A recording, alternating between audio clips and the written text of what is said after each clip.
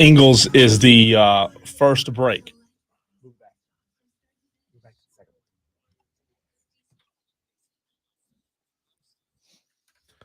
Here's a little piece of advice. If you are a long-standing reporter in a large market, a market large enough to have NBA and WNBA teams, maybe don't say awkward things to the new female star of your franchise. Oh, I thought you were talking about Bill Shanks at first. Giving us 2-word answers in the interview. That wasn't what where you were going? No.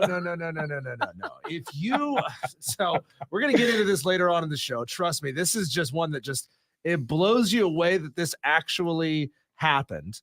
But Indy Star reporter Greg Doyle had a very uncomfortable exchange with Caitlin Clark in her introductory press conference as she was drafted by Indianapolis.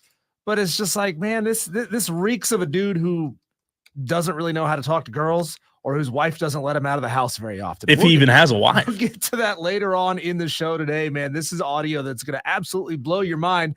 But welcome into the show. I'm Diesel. He is Cole Bryson. This is Wire to Wire on the Fan Upstate. However you're listening, we appreciate you, whether you're listening right now live, old school, over the air, got radio waves beaming into your house, into your car.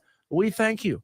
We thank you for listening. If you're streaming on the Odyssey app, if you're listening live, if you're listening back after the fact on Spotify or on Google Play or Apple Podcasts, however you're listening, we appreciate you. And if you're a Tolo who's watching us right now on the stream, as we have people messaging in already, we thank you for being there as well. You can find us on Facebook, on Twitter, on YouTube. Search for The Fan Upstate. You can find us on any of those platforms.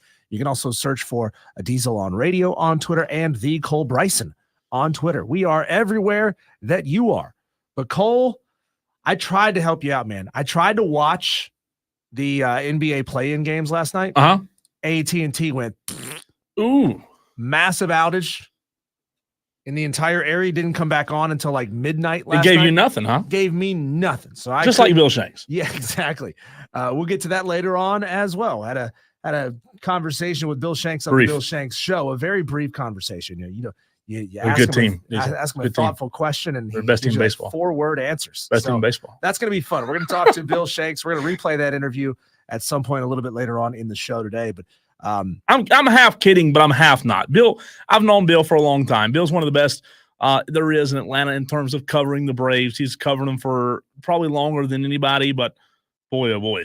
It's a different skill being an interviewer and an interviewee. He's not the longest winded there is. That's very true. That's very true. But hey, we have now had the door flung wide open for the NCAA transfer portal. The door opened just a few days ago, and more people have stepped through it than ever before, Cole. I'm thinking about doing it too. Yeah, for the very first spring window for the NCAA transfer portal last year, 90 FBS scholarship players put their names in the portal in one day. That was last year? In one day, which, it seems you're like, wow, so for a 2-week window, 90? That doesn't really seem that high. No, it was 90 in one day. Guess what? On the first day of this year's spring transfer portal window, 221 guys put their name in the transfer portal, and the list just continues to grow. And it would be impossible, Cole, to track this just based on, us searching for guys on Twitter, because they're coming out so fast. But thankfully, CBS Sports has a beautiful live tracker on their website that is updated literally minute by minute. Wow. What a job that is. Live on their show. So if you are a fan of college football, you probably don't have a clue who's even on your team this year, because even great players that were set to be starters for the second season at their school are entering the transfer portal. They're waving bye-bye to the coaches that they know. They're entering the great unknown. So I haven't looked at this list yet, but did you recognize a lot of the names? A few of them, yeah. I mean, there are a lot of notable players who have already chosen, who have already announced where they're going to go. I mean, guys like Cormani McLean, Yeah. Guys like Demonic Williams from TCU. Those guys have entered the transfer portal. Now, here's one that's fascinating, and we'll get into all the guys who are putting their names in literally constantly. It is a full-time job right now to even track who all is entering the transfer portal. But do you remember the story a few weeks ago, Cole, about Jaden Proctor? Yeah. Who had played for a season at Alabama as a rookie. He was great. And then he entered the transfer portal. Caden Proctor or Jaden? Yeah. No, I think you're right. Caden Proctor, excuse me. He entered the transfer portal, went to Iowa, or at least, signed with Iowa. And then he decided, about that. I don't know if I want to go to Iowa after all. And so he was accepted back at Alabama. Sure. Guess what?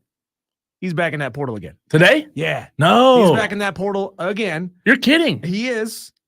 And he's done something that is kind of shocking me now. We're seeing a few players starting to do this. We've now seen it at least twice that I know of. Putting a do not contact tag on their social media posts, which tells me their mind's already made up. They've already accepted some cash. Kai Prian from LSU, wide receiver from LSU, he did the same thing. He entered the transfer portal with a do not contact tag. But yeah, Caden Proctor is now back out at Alabama in the transfer portal, has do not contact on his social media. Wire to wire. I mean, like I said, it is almost impossible to keep track. But hey, I tell you what, we're going to help you guys out. If you know of a deficiency at your school and you're wondering who's out there, who might be available, who's the best possible guy that I could get at quarterback if you know you need a quarterback, or wide receiver if you know you need a wide receiver, do us a favor. Send us a message, 71307. Start your text with keyword fan. Give us your school, and we'll tell you who might be out there available for them to go get. What is Caden Proctor doing now? Like, what are we doing? Chasing a payday. Chasing a payday. I mean, this is unbelievable. They let you back at Alabama. That was embarrassing enough for the University of Alabama to accept a transfer back. Technically, he never. Saban had already left, right? Yeah, Saban had left. Technically, he never actually went to Iowa. Yeah. But they said, okay, you know what? You made a mistake. You looked at the pretty girl, out of the corner of your eye. But we understand you really love us. You really want to be here with us, so we'll let you back. That's wild. And I cannot believe he's in the portal again, man. There's no way. It's just absurd. It's just absurd what's happening. P. Digit says, Finkel is Einhorn. Afternoon, fellas. You know what's crazy? That's from Ace Ventura. One source that I'm looking at, here's what's wild. Because he was at Alabama before he left just recently, right? Correct. I'm trying to see his top landing spots. I don't know why Caden Proctor would have. Well, I mean, so there's no chance of him going back to Alabama now, is there? You have to assume. Now, would Alabama accept him back a second time? That would be ludicrous. This is unbelievable. There's no way this is. There's no way. I don't believe it. I mean, this is stupid. This was reported by Athlon. So God. So other notable names in the portal. You said the article you were looking at was on CBS? Yes. Well, I looked at one on The Athletic, but I needed to put in a debit card number. Can you tell me a debit card number real quick over the air, Diesel, that I can enter? Yeah, 1, 2, 3, 4. Somebody text in, please. 5, yeah. I need your debit give us card. The last 4 digits, and we'll just punch them all in and see if we find some random saps the credit card number. So how many did you say? I missed it. These are just some notables that were already in. Cormani McLean, Jason Zandamala, Damian Martinez, Keandre Lambert-Smith, all names that we've heard floated out there. Some of these guys may have already chosen their destination, but there are some new guys who are entering the transfer portal literally minute by minute. And I've got, I'm trying to get you kind of the big names, not just, an O lineman from Kennesaw State. Sure. Did you say Damian Alford yet? No, I don't believe it did. Damian Alford, Utah, 5-star from Syracuse. Utah lands Mr. Alford today. That is correct. Antonio Kamen from Pitt. He has entered the transfer portal. Oklahoma's set to get some big visits. Justin Robinson, 4-star recruit, transferred from Georgia to Mississippi State, where he had 30 catches last year. He has re-entered the transfer portal. I mean, these guys are having great years in the SEC, and they're entering the transfer portal. Solomon DeShields, linebacker at Pitt, 58 tackles, 8 of them for loss in 2023. The dude was a stud.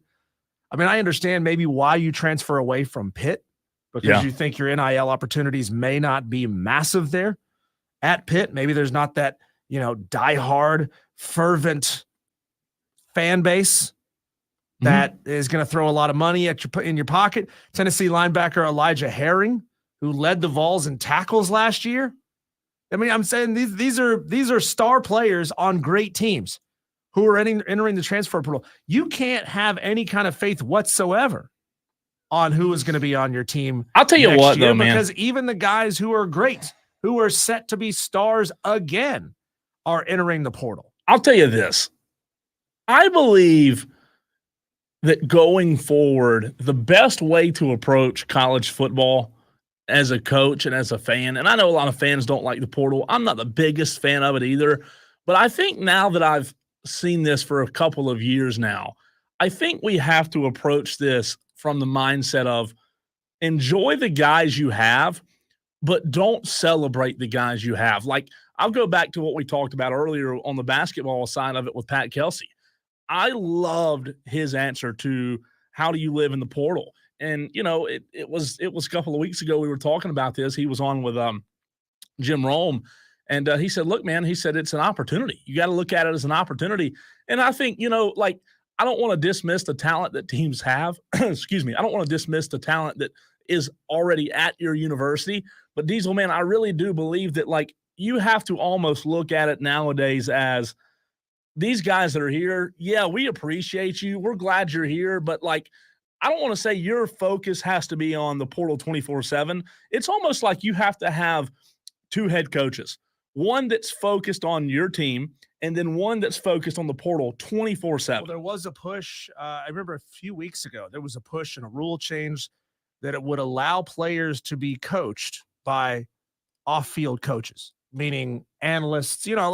Alabama always seems to have some ex-MAC coach as an analyst. Well, guess what? That guy now can actually work with players, which means their responsibilities are probably going to grow. And you have to imagine that at least part of the reasoning behind that, and maybe, sort of a shadow reason for making that change, is that so that you can have those guys also being actively involved with portal recruiting or portal or roster retention. You got to think, though, that right now, Diesel, you would think, and I guess this has kind of proven itself not to be true with Dabo, but you would think that the CEO style coach that Dabo is, that Saban was, you would think that that style of coach should work so well with the portal, because you literally, if I'm a coach and I'm coaching a college football team, I'm literally looking at it as a CEO and thinking, okay, I'm going to have somebody on my staff, Diesel. He may not be the head coach,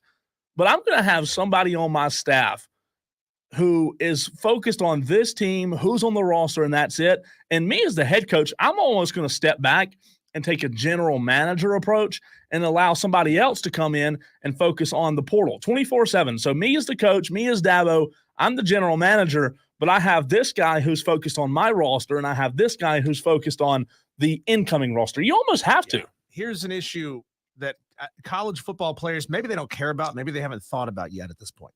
They have essentially turned themselves into commodities. The definition of a commodity is a raw material that can be bought and sold, such as copper or coffee.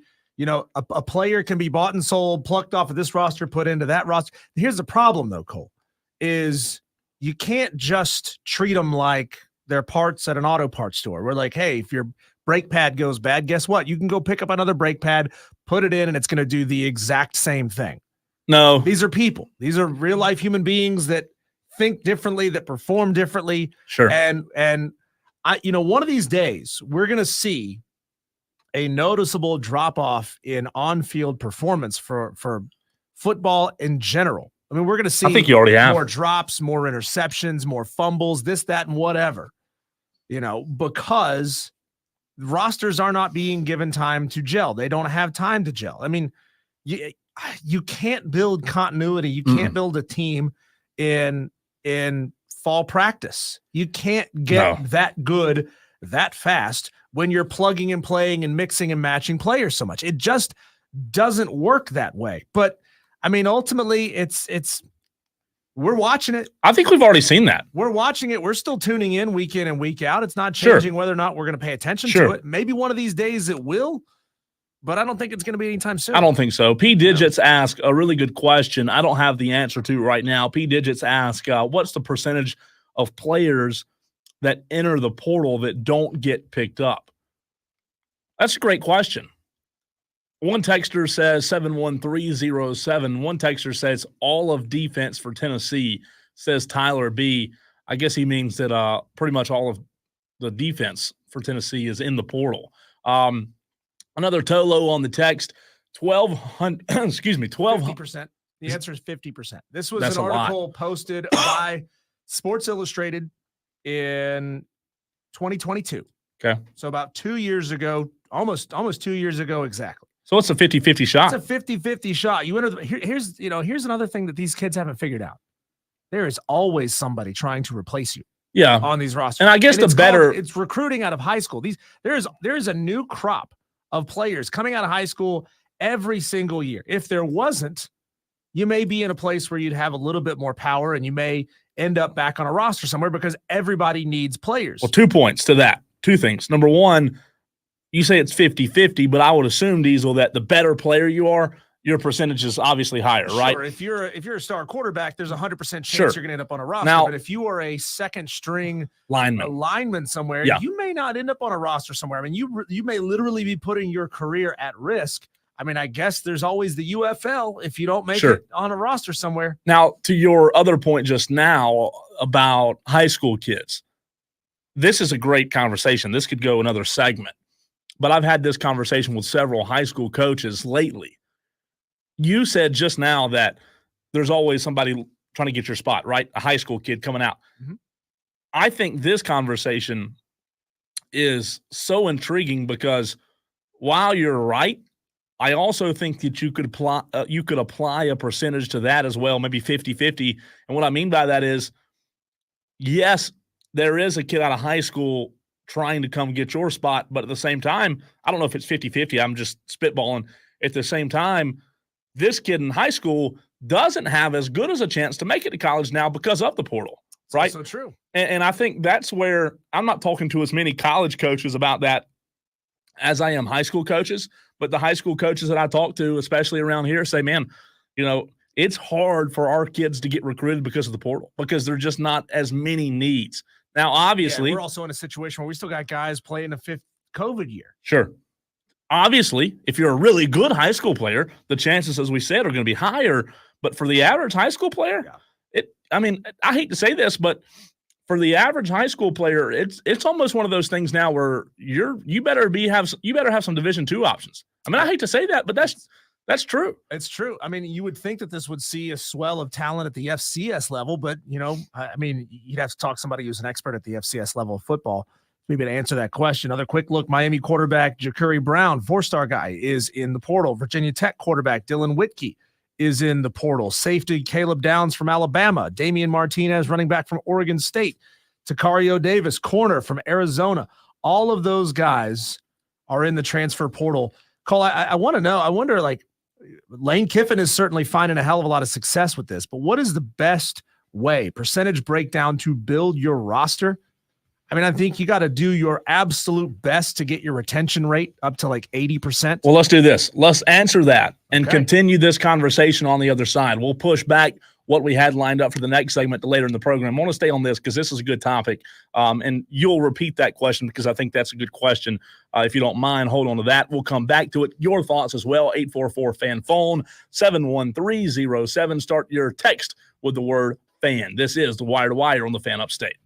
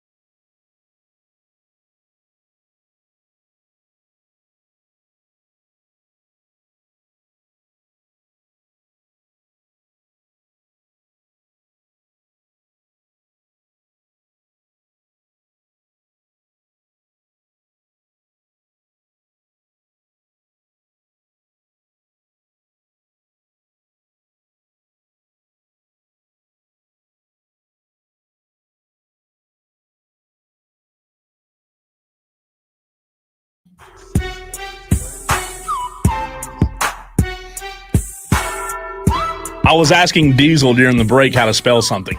I think we need to have a conversation one day because I catch myself doing this on a regular basis, Diesel.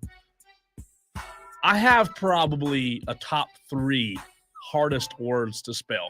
Like driver's license, the word license to me, I still can't. Like it always License. That I know, I'm telling you, I hear you, but it's always been the one word that hangs me up, man. I'm telling you. I have 2 or 3 words that do that. I don't know why. Maybe I'm just stupid or, an idiot. I don't know, but there's always a couple of words, man, I just cannot get past. And, I had to ask you one during the break. Not my proudest moment, but rather be safe than sorry, right? It's all good, man. It's all good. Hey, it's better to ask the answer than to get it wrong. No such thing as a stupid question until you ask a stupid question. There's no stupid questions, only stupid people who ask questions. So Buffet was Warren Buffett. I guess that was 2 T's. I don't have to check on that. I don't know. That's a good question. Anyways, you asked a question just a few moments ago. Mm-hmm. Welcome to the stream, by the way.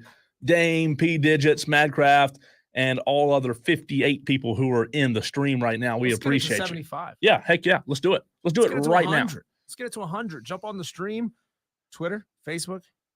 You asked a Lane Kiffin question. Yeah. I want to know, because I wanted to continue this conversation because it is very interesting. I have a ton of thoughts on the answer to your question, but I want you to reset it for the audience if you don't mind. Yeah, the question is, ideally, what percentage, what breakdown of your team do you want to be transfer portal guys? And what percentage of your team do you want to be recruits out of high school? Because, I mean, God, that's good. You can't, I don't know that you can be successful at the highest level. Yeah. With only a portal class. I don't think you can do it with just the portal. I mean, we're watching Deion Sanders try to do just that at Colorado because they had nothing. I mean, he even said, "Hey, go ahead and get in the portal because I'm bringing Louis. Sure, I'm bringing my luggage." And as of right now, skill position wise, we think Colorado's probably going to be okay. I mean, he's got his son as quarterback, but what happens 3 years from now or sooner? Shadur wants to leave. Yeah. And I mean, his other son Shiloh is good. He's not an elite player like Shadur is. So I mean, we're going to see Colorado's going to be one of those teams that lives and dies by the transfer portal. Was Lane asked this question?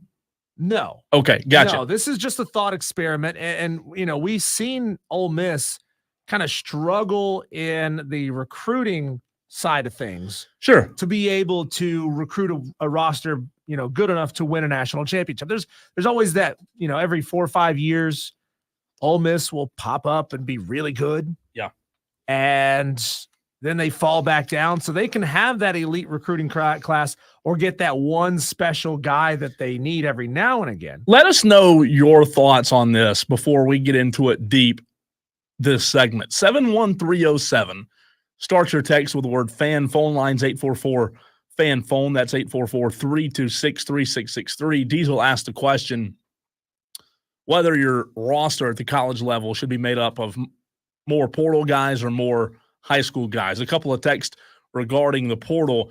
One texter says 1,200 entering the second portal in 3 months. Out of control. Insanity has to be a limit. Employees in a union can't renegotiate every 3 months. Another texter says, I can get a good look at the steak bus ticket.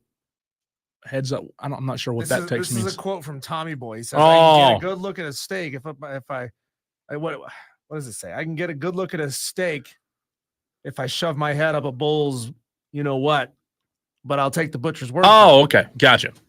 Thank you for being the movie guy on the show, Diesel, because I would have been confused.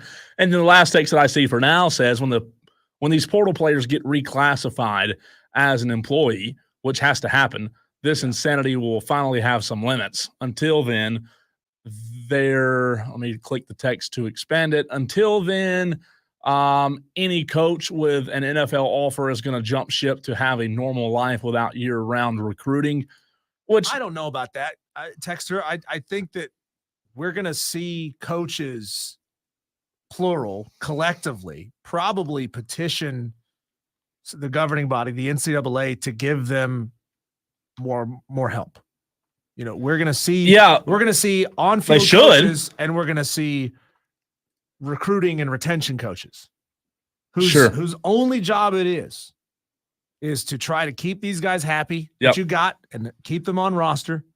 Because we also saw the rule came out from the NCAA. They've taken all the restrictions off. The only restriction left on the transfer portal is you can't play for more than one school in a calendar year. So you can't transfer mid-season and play for somebody else. Other than that, you can transfer 4 or 5 times if you wanted to, just depending on how much, how many years you sit out as a red shirt and how long it takes you to burn your eligibility. I'm going to answer the question, I promise. But I want to say this to your point. When it comes to coaching, and I said this in the previous segment about what you just said, having guys who are worried about this year's team and staff who are worried about the future, right? I think that we're entering an era that we've never entered, Diesel, where, and I may get shot down and people may disagree with me on this, but I think we're entering an era of college football where the X's and O's and the game plans that are put in place based on the personnel that's on your roster are going to matter less and less because of what you said in the first segment. When your roster looks different every single year, there's no way that you're able to focus on, number one, continuity, number two, having a group of guys together for a long enough period of time to create momentum. So my point is, in the new era, Diesel, year after year after year, you're going to have all these new guys coming in. Yeah. You've got to figure out how to win now. Obviously, X's and O's still matter. Don't hear me wrong, but it's a different style of coaching now, man. Yeah, we're going to ultimately see, backyard flag football.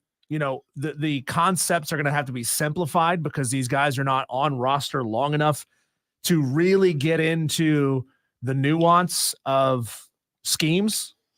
And so it's going to kind of be like, hey, everybody just go out there and run around. And that's what hurt DJ at Clemson. Find somebody open. I mean, that's the number one reason DJ wasn't a fit at Clemson, because of the offensive play calling and his inability to adapt to the offensive coordinator's scheme. I was told firsthand that there was, when he would go through a play set, it was like a laundry list. Well, it didn't help that he didn't have any touch on the ball either. He would rifle the ball at somebody 5 yards in front of him. No, I'm just saying, to your point, you're going to have to simplify it. And again, I'm not saying the X's and O's and the old school football is all gone. I'm just saying the years of having a roster together for 2 to 4 years and being able to gel and being able to, how Diesel, like, we hear Hall of Famers talk about this in basketball. When you're playing with a teammate long enough, if you've been playing with a guy 2 or 3 years, like, for example, Deshaun and Hunter Renfrow, you know how, like, when you're playing together for so long, you've put in so many games together, you've put in so many practices together, you can almost put this guy and that guy, I'm going to use Deshaun and Hunter Renfrow for an example, on the field. And Diesel, they can just make eye contact and look at each other. They've known each other for so long. They know how to work together. They've done it for so long. They can make eye contact and know what to do, right? We see it in the NFL with great receivers and quarterbacks. Same thing. The continuity, the chemistry that they have, that goes a long way in winning football games. And I think that's what's gone. I think that's what's going to be removed from the game. So I looked at Ole Miss, look at their reported recruiting portal incoming and outgoing. They've got 16 players incoming, 20 players outgoing. I do wonder, Cole, if to achieve continuity, and maybe this is not going to happen on a large scale, but I think it will happen on small scales, where we're going to see 2 and 3 guys from one team transferring to another team together. Tyler, imagine taking the entire offensive line from Mississippi State and sending them to Southern Miss, for example. Tyler asked a question on the text. He says, wasn't FSU made up of a lot of portal players last year? Yes, they were. And again, don't hear me wrong. I'm not saying that this is causing the level of football to go down yet. I'm just saying that the way that you coach and approach a team in 2024 is way different than you approached a team in 2010. Not every team is going to have a game-changing quarterback from the transfer portal either. It doesn't mean you're not going to be good. Like, Florida State was still good last year, and it did come together quickly. I'm not saying it can't happen. I'm just saying the coach Norvell, the coach that's on that staff, they have to understand, adapt, and appreciate the style and the new era and accept it and run with it. And he did a great job of that. It helps when you have a Jordan Travis. I mean, not every school who is going transfer heavy is going to have a generational type of quarterback like a Jordan Travis. I mean, it shows so much what the committee thought of Florida State. Without Jordan Travis, they said, we don't give a rip that the rest of this team is undefeated. Without Jordan Travis, you're trash. Yeah. That's what they had to say about that team. So, I mean, you can probably get around a guy like Jordan Travis going down if you've had this core together and they've been together for 2 or 3 years. I mean, we're just supposing here, guys. We don't really know. We're just spitballing. Again, we're not saying it's going to make every team. Every situation is different. We're not saying you can't win with it. We're not saying it's not going to work, because at the end of the day, somebody's got to win. Somebody's going to be better than you. Somebody's going to be better than me. But I'm just saying, gone are the days of the old school approach of being able to have guys together. Well, and you're going to have guys transferring in who are only coming because they just got a big bag. So now they got a big ego. So they're not going to fit in with the locker room, and they're going to have continuity issues. We're definitely going to see that, and it's going to show its ugly head more often than you think it's going to do.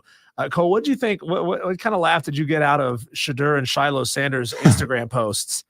Asking offensive and defensive players to DM them, but down in teeny tiny little font underneath, this is not last chance you. That made me laugh. The fact that both of them posted the exact same thing. Yeah. And they both had this is not last chance you. That had me rolling, dude. They're just like their dad. They are. They are, but like the fact that you have to put that on there, doesn't that mean that you kind of are? Last chance you? Yeah. I mean, sure, anybody and everybody is going to want to try to sign up and get on that team and play for Deion Sanders and play with Shadur and Shiloh. But they're trying to say, we don't want no scrubs. A scrub is a guy who can't get no love from me. But at the same time, if we're talking about the spring portal, like we said the other day, if you're having to rely on guys right now, how good are you? Yeah, the portal was meant to be, you can add depth. Yeah. You can fix a glaring deficiency because somebody got hurt, or because it's just not working out with that one guy that you thought it was going to work out with. It was meant to augment, not be everything that you've got. To answer the question before we hit a break, I do think you have to have a good balance. Unfortunately, the portal is hurting the high school recruits in terms of, number one, getting there, and then number two, playing, because when you have guys who have been in the program for 5 years, like a PJ Hall, not saying that's a bad thing, it's a great thing.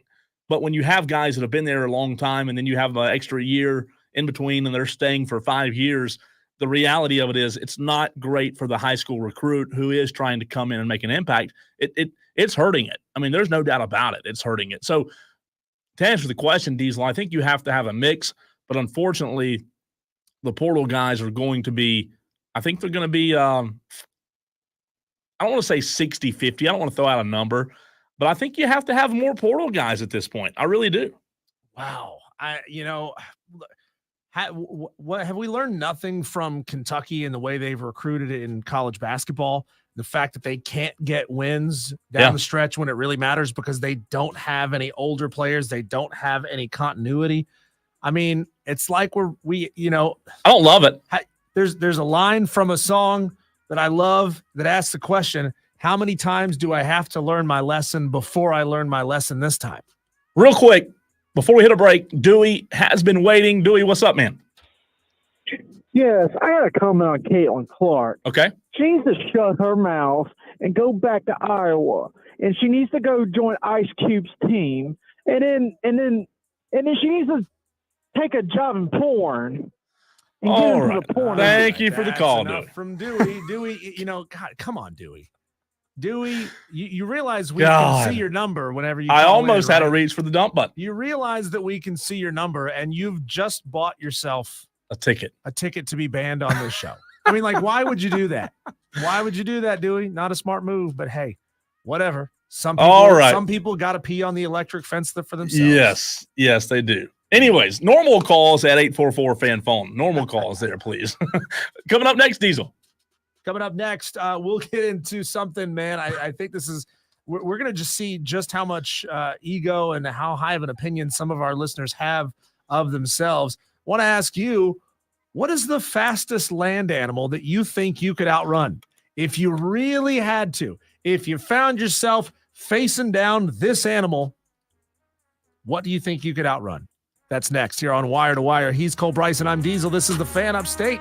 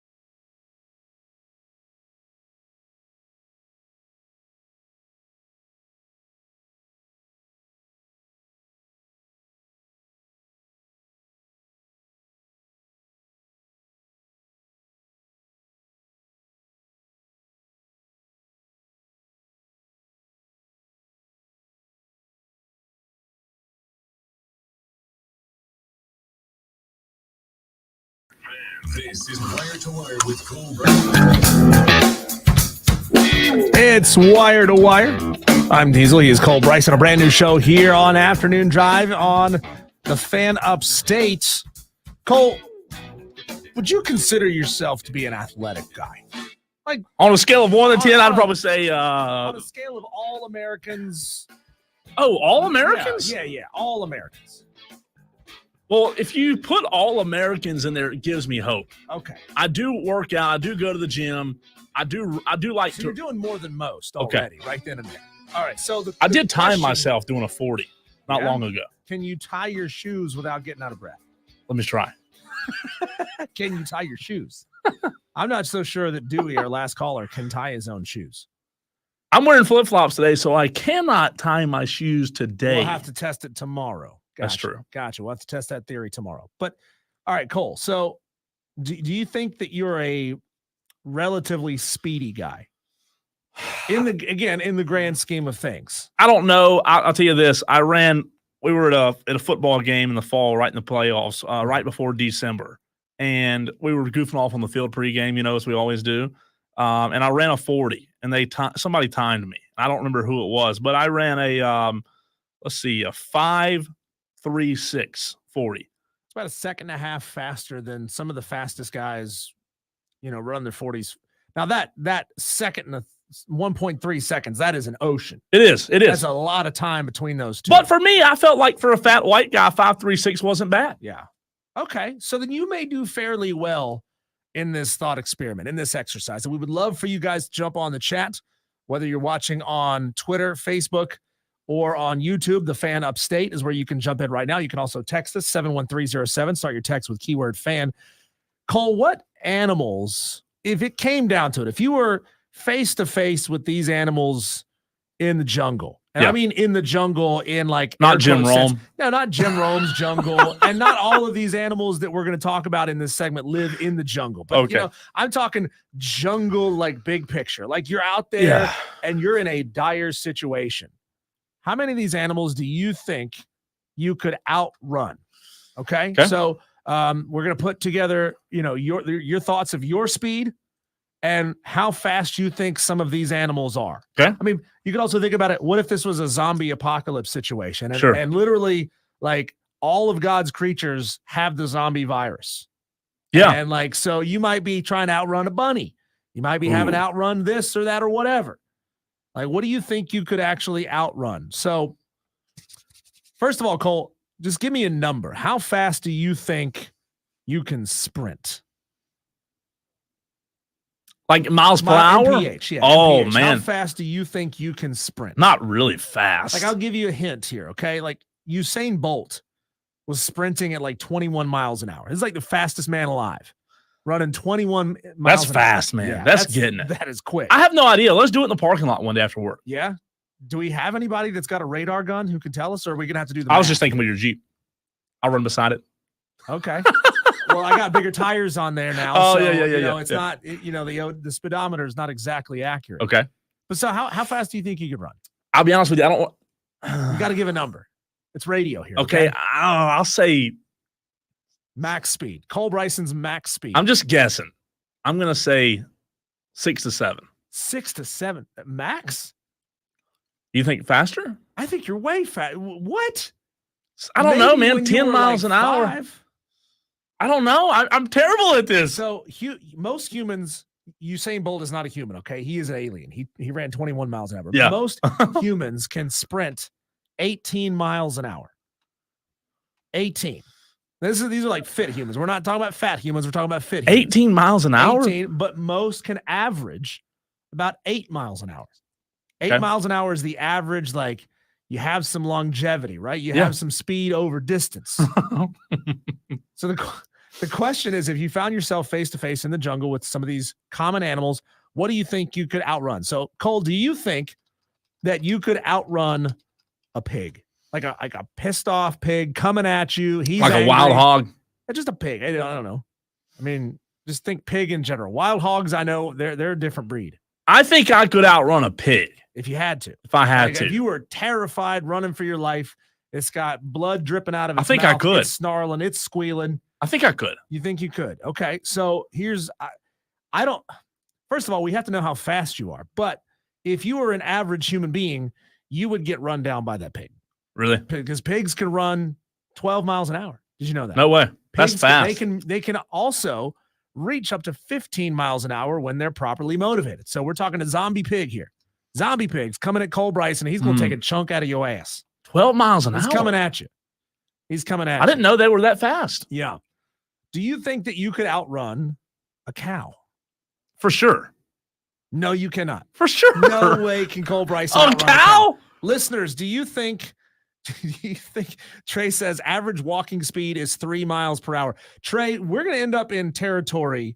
I don't know if you've seen the viral video of the guy who wakes his girlfriend up while they're driving, and he says, "Sweetheart, we're driving 65 miles an hour. How many miles are we going to go in an hour?" And she's Yes, I have seen that. Or she's so sleepy that she's like, "No, it depends on how fast the wheels are turning, and you have bigger tires on your truck than I have on my car." And she's trying to girl math this thing. But you think you can outrun a cow? No, you can't. An average cow. No, you can't. No, I'm not talking about a Did you know rodeo that bull. No, not bulls, cows. How can I outrun a cow? Cows can run 25 miles an hour. No. They're going to run you down. There's no way. They're going to trample you. I've and you're never gonna be face seen first in the dirt. I've never seen a fast cow. You've never seen a fast. Oh man, I made a mistake one time was in Boone, North Carolina, out riding my bike on a trail. Sure. And they have like gates where you can walk through people's farmland. Yeah. Let's stay on the trail, but narrow gates the cows can't get out of, but you can walk through. And I tried to pet a cow on the head. He did not like it. He chased me down, man. I ran screaming like a little girl. What about a gorilla? Could you outrun a gorilla? No chance, because he'd get on all fours and eat me. But here's the good thing about a gorilla is I don't have to outrun the gorilla. I just have to outrun you. That's true. And that way you get attacked by the gorilla. That's true. That's true. Yeah. So I have outran the geese in the parking lot. have you? Yeah. They come They're after mean. you. Yeah. Protect the babies. Athletic ass geese. Yeah. Yeah. They have babies. You're not going to outrun a hippo. Hippos are fast on land, believe it or not. I can do a turtle. That's a land animal. Wow, Cole. Really setting the bar low there, Cole. But Tyler, we as humans, we have endurance. Most of these animals don't have any endurance. If you could get away, if you could serpentine, zigzag a little bit, I think you'll be fine. it's a good question, though. Yeah. We'll come back to it. I want to know. We Text may us, have text to in. do it. What's the fastest animal that you believe that you could outrun if you had to? We may have to. I may have to run inside your Jeep just to see. Yeah, we're going to stretch out, though, because I'm getting old, man. I'll pull a hamstring. We'll read the text on the other side and get all the stream messages in as well. And then after that, we're going to play a draft game, Panthers edition. Come back for it. He's Diesel. I'm Cole Bryson, and this is the Fan Upstate.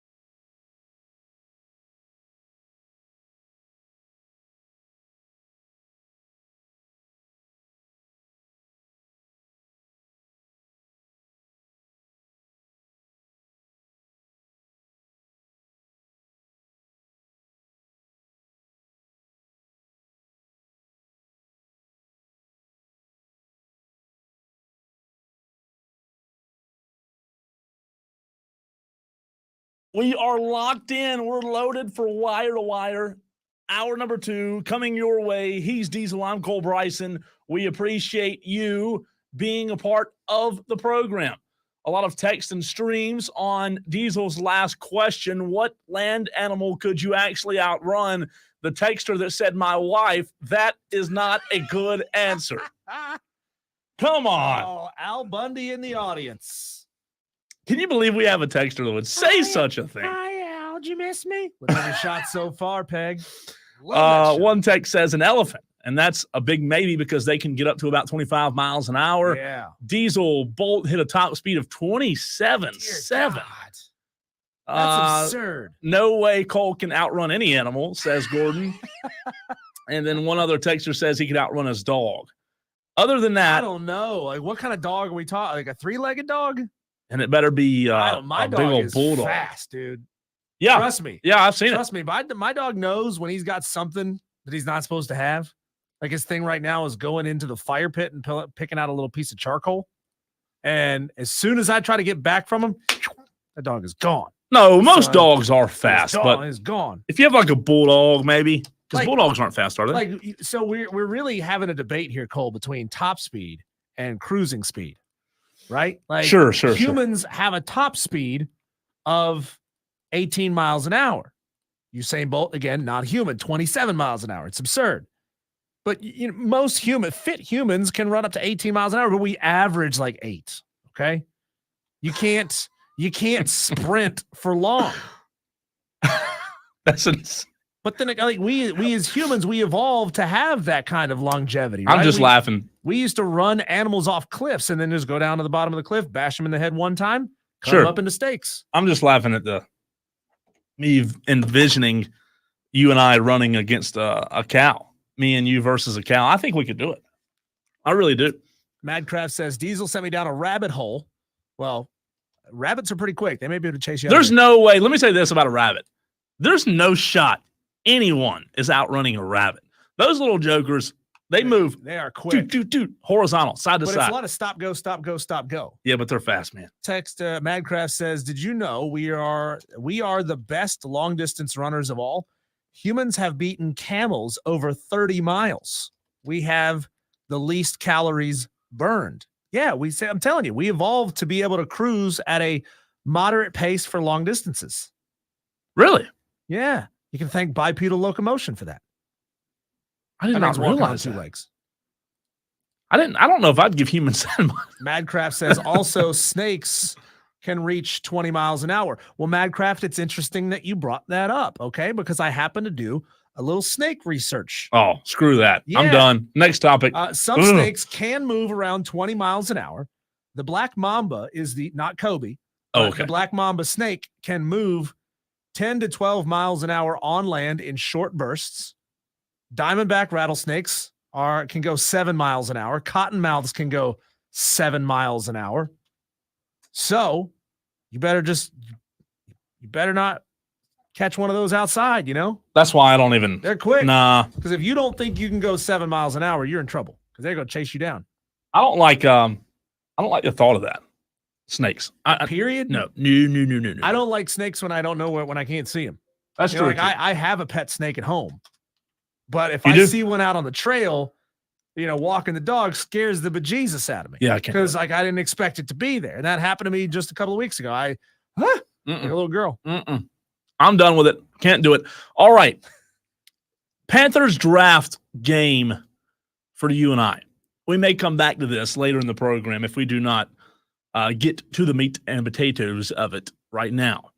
But I'm going to play draft God, okay? You're going to play Panthers. So you are Dan Morgan / whoever else in the organization has a hand in this / your favorite owner ever, Diesel, with the Carolina Panthers / his wife.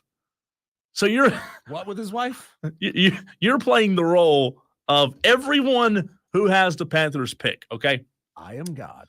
Tepper, Morgan, you're the Panthers. I am going to give you a couple of options here. And the very first option, because the Carolina Panthers do not have a first-round pick, right? We have noted that. 33 and 39. Which are good picks in the second round. So before we get into the draft. You feel really good about 33 and 39 if you also happen to have 16. 6. Yeah. No, you feel real good about it. Before we get into the second round, I have to ask you, Mr. Tepper, Carolina Panthers, are you 100% sure that you're going to stay where you are, or would you like to bundle and trade up? Yeah. You asked me if I want to stay where I am. No, I don't want to stay where I am. I want to move this team out of Charlotte. That's where I want to be. I want to bring some concerts somewhere else. Wrong answer. Wrong. I meant in terms of, you know what I meant. Stay where you are or bundle and move. Cole, I'm glad that you asked me this question. Okay. I'm going to give you an ornery, upset answer, but no, we're going to stay right where we are. Okay. So you're staying. We're not dealing with anyone. We're not doing any special deals. Okay. We got a lot of problems and issues that we need to fix. Okay. So we're going to stay at 33. Perfect. Again, if you're just tuning in, I'm playing Draft God. Diesel's playing Panther. I try to do that. If you're listening over the air or in a podcast, you can't hear this, but I'm squinting. Tepper squints when he's mad. Yeah. Those eyebrows really get going. Okay, so we have established that you're going to stay where you are. We're going to stay there. You're going to stay with the 33rd and the 39th pick. The Carolina Panthers have said that they do not want to move up or move down. Madcraft says, you already sound too smart to be Tepper, and you haven't even said anything. Good point. All right. I want to ask you this. Here, a proposition. It's the night of the draft. A proposition has just arose, Mr. Carolina Panthers.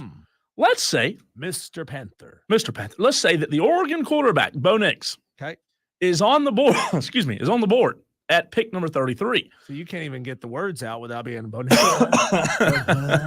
I have again. I apologize for my terrible cough and voice all week. But what's the point in being friends with somebody if you can't make fun of them? Absolutely.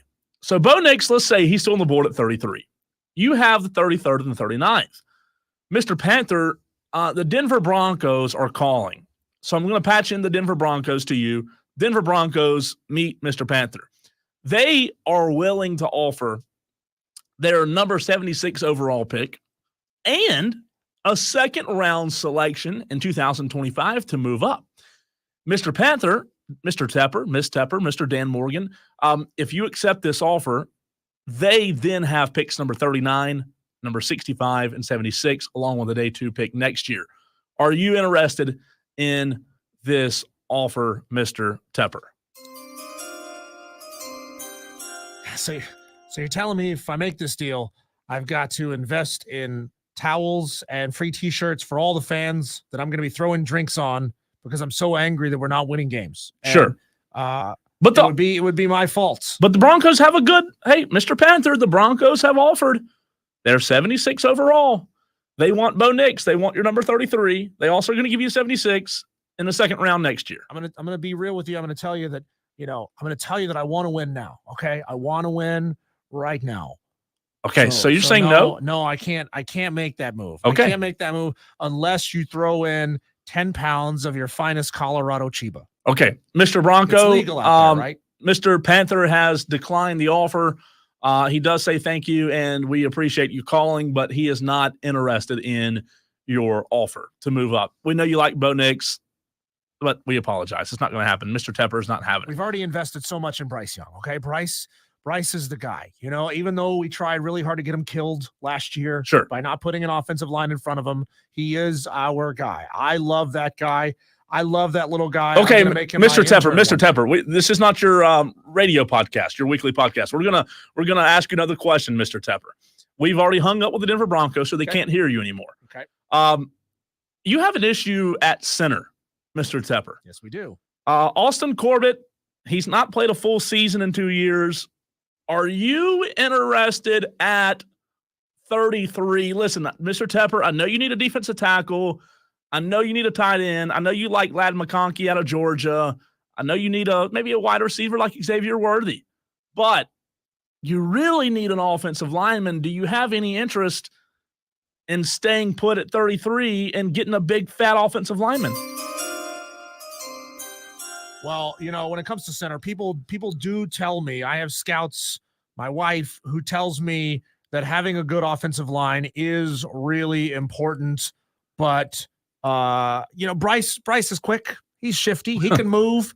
And if we have to roll with AC at center for a year, we'll do it. We'll do it, and we'll just get the little guy some shoes. He can run around. He can throw the ball outside out somewhere else. So okay, I'm going to stick with wide receiver at 33. So, Mr. Tepper, you have decided, Mr. Panther, you're not moving up. You're not interested in trading with the Broncos. You're not interested in offensive linemen. You're very clear that you want a wide receiver. At 33, if I don't have a wide receiver, there's a good chance our fans are going to riot. Well, they already are, Mr. Tepper, but that's besides the point. Mr. Tepper, can I offer you at 33, the only ones that are on your draft board that are left? Oh, wait a minute. Oh, no, at 32, Mr. Tepper. I don't know if you just heard it in the background, but Ladd McConkey just got picked at number 32. So that was actually not in the background. That was yesterday because it was the 32nd pick. So Ladd McConkey now off the board. Day and I'm just now hearing about this? Yes. So, Mr. Tepper, McConkey from Georgia is off the board at wide receiver. Are you interested now in wide receiver Xavier Worthy? We got to have a guy. We got to have a guy. Our other wide receiver, Adam Thielen, he's a little old. He's been around here a long time. Hopefully he'll be around for 40 years. Hopefully he'll be giving the eulogy at my funeral. But we got to have some fresh blood, some fresh meat, some fresh blood for Bryce Young to throw to. I approve that draft choice. Do you know who Xavier Worthy even is, Mr. Tepper, or where he? My wife tells me that he's a fine young man. So let's go with that. Yeah. He did go to Texas, by the way, Mr. Tepper. He's big, right? Everything's bigger in Texas. Well, he's 127 pounds, if you call that big. 172 pounds, I apologize.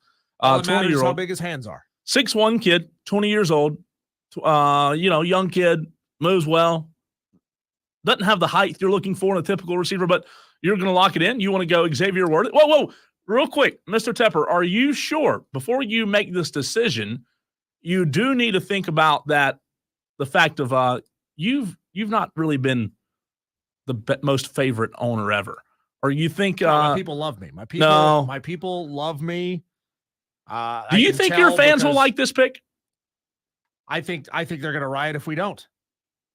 Okay, so you're going Xavier Worthy. Yeah. We have to have a wide receiver. Okay. We have to. Bryce Young isn't going to be running the ball anytime soon. He's a little guy. He's going to get his head torn off. So we got to have somebody to throw the ball to. With the 33rd pick in the NFL draft, the Carolina Panthers have selected wide receiver, Texas, Xavier Worthy. We're saved. Not so fast. You now have, Mr. Tepper, come back. You're not done yet. You have a 39th. Hang on, I was you have the 30. You have a pick, 5 picks away, okay? Yeah, there's somebody whose name I don't know making me a cocktail. I got to go back over. 39th pick, quick. Mr. Tepper. You've got a wide receiver. Xavier Worthy is now your newest Carolina Panther. Feels good. I'm getting choked up. I'm very emotional about it. You, Mr. Tepper, you really need a defensive tackle. I know a minute ago you said you weren't interested in offensive line, even though Austin Corbett's been a big liability for you on the offensive line. He hasn't even started the full season. He misses games. You also need a defensive tackle here. So it's up to you. Do you want to go defensive tackle? Oh, wait a minute, Mr. Tepper. Hold on. We have a phone call incoming. Oh, okay. It's Dallas. Dallas wants to know if you want to trade the 39th pick, or would you like to keep the pick? Do you have any interest in trading with Dallas here? Well, before we get to that, Jerry, let's you and I talk about how we're both running our franchises into the ground. On topic, and I are David. both terrible owners. Birds of a feather flock together. Am I going for what was the offer again? I forgot already. 39th pick. I'm going to give you a second rounder and a second rounder next year. Second rounder this year and a second rounder next year. Oh, that's an enticing one. That's where are we at in the second round next year? Very late on both. Very late because you think you're going to be good this year. We're win now. You want the instant upgrade and you want us to take the downgrade. That's what you're trying to say to me Sure. right now. Jerry, you make terrible decisions, and I really feel like you're trying to screw me over. I'm not going to let that happen again. I'm going to stick with my guns at 39. Okay, you're going to stick with it. All right, since you now need a defensive tackle, some say. Wait, didn't we just pay some guy on defense? Can he do it all? You talking about Clown? No, Mr. Tepper. Derek Brown. Yeah. Yeah. We gave him a lot of money to do the job. But right? you need more than one. No, we don't. We just need one guy. That's all you need. You need more than one. It would be good to have 2 or 3, add some depth. I don't know if you like Braden Fisk out of Florida State. I'm not sure who your top defensive tackles on your board are, Mr. Tepper, or if you want to go off. And listen to me. I know you don't want to really talk about offensive line. We just talked about it, but you really do need an offensive lineman here. Are you going to now go defense that you have selected an wide receiver in the first round? It'd be really helpful to get a defensive tackle here. Well, here's the thing, Cole, is I'm very singular minded. Okay. I can only focus on one side of the football at a time.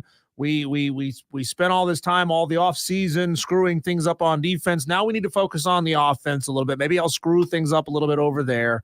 I don't know. I think people tell me, again, whoever holds the ball most is the most important guy on the team, and it's the center, right? The center touches the ball more than anyone else.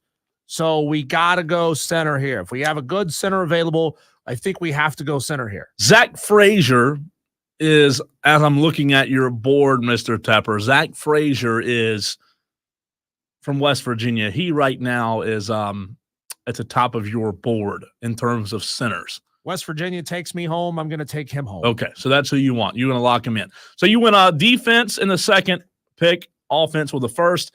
Mr. Tepper, Mr. Tepper / Mr. Diesel is going to go wide receiver first. That's right. And he's going to keep it on the offensive side of the ball. Yeah, offense, baby. Points. Huh. Okay, so, Mr. Tepper, we appreciate your time. We will maybe talk to you later in the program. We really do appreciate you stopping by and keeping us dry for not throwing any drinks on us. Thank you. I've got a peon who makes $37,000 a year. I've got to go throw a cocktail on. We'll see you later. Now, please hand the headset back to Diesel, my co-host, please. Diesel, now that Mr. Tepper has left the building, great job. He was just an outstanding interview. Did a great job with the picks. Really? Because he's kind of a jerk. Well, jackass. I'm trying to be nice. Are you okay with 2 offensive weapons, 2 offensive players in the first or in the second round, rather? I am truthfully, because you have to rebuild something. You have to have some sort of continuity. You have to start things with an offensive line. If you don't have an offensive line, you're going to have guys rushing up the middle and getting at Bryce Young. You have to be better there. And if you can't be better there, you're going to have another season where Bryce is going to get his head taken off 65 plus times. Yeah.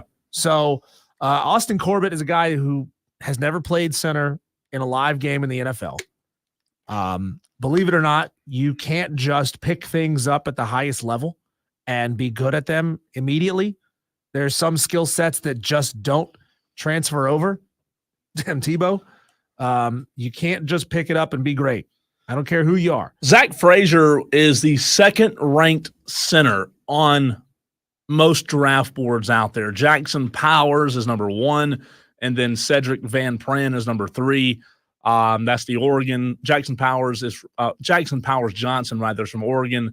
Zach Frazier from West Virginia. And then Cedric comes from Georgia. I'll tell you this, Diesel, I'll go back to something that I experienced as a Cowboys fan several years ago. And it's a little bit similar situation here with the Carolina Panthers.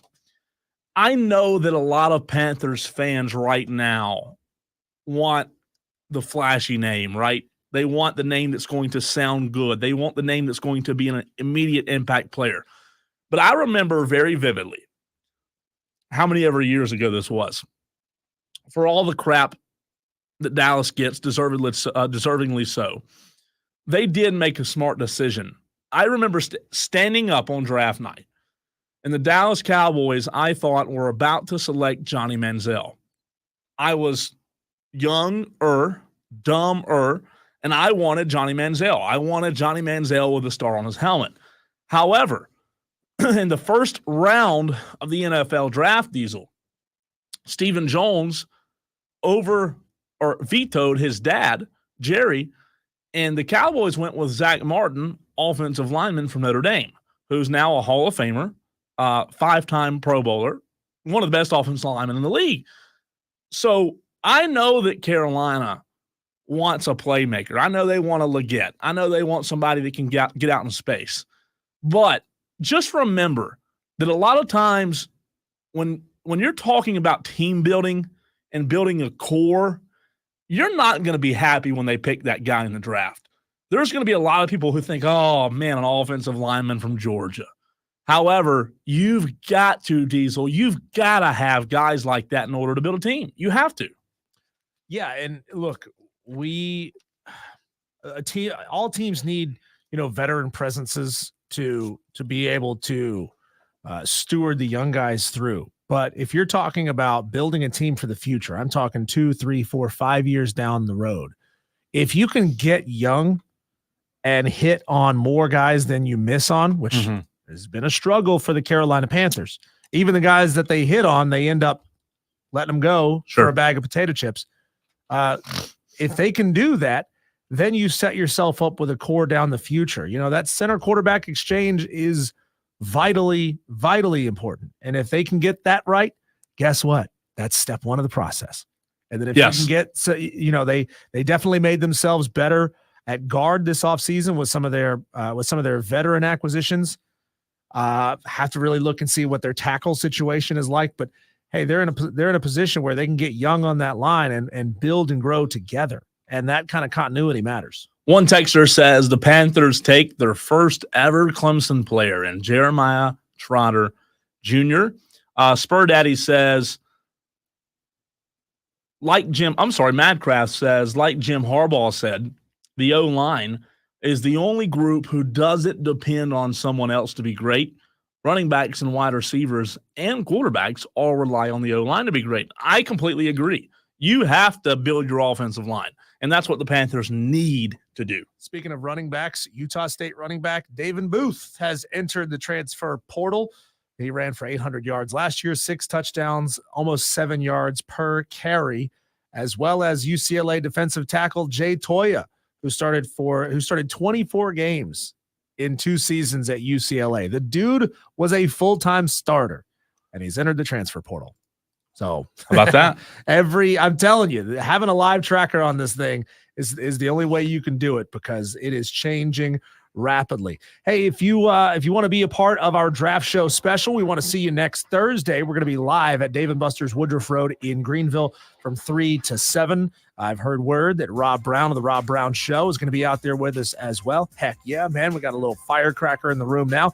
Hey, when we come back, Bill Shanks from the Bill Shanks Show will join us. We had a recorded interview from earlier today because he is now live on the radio.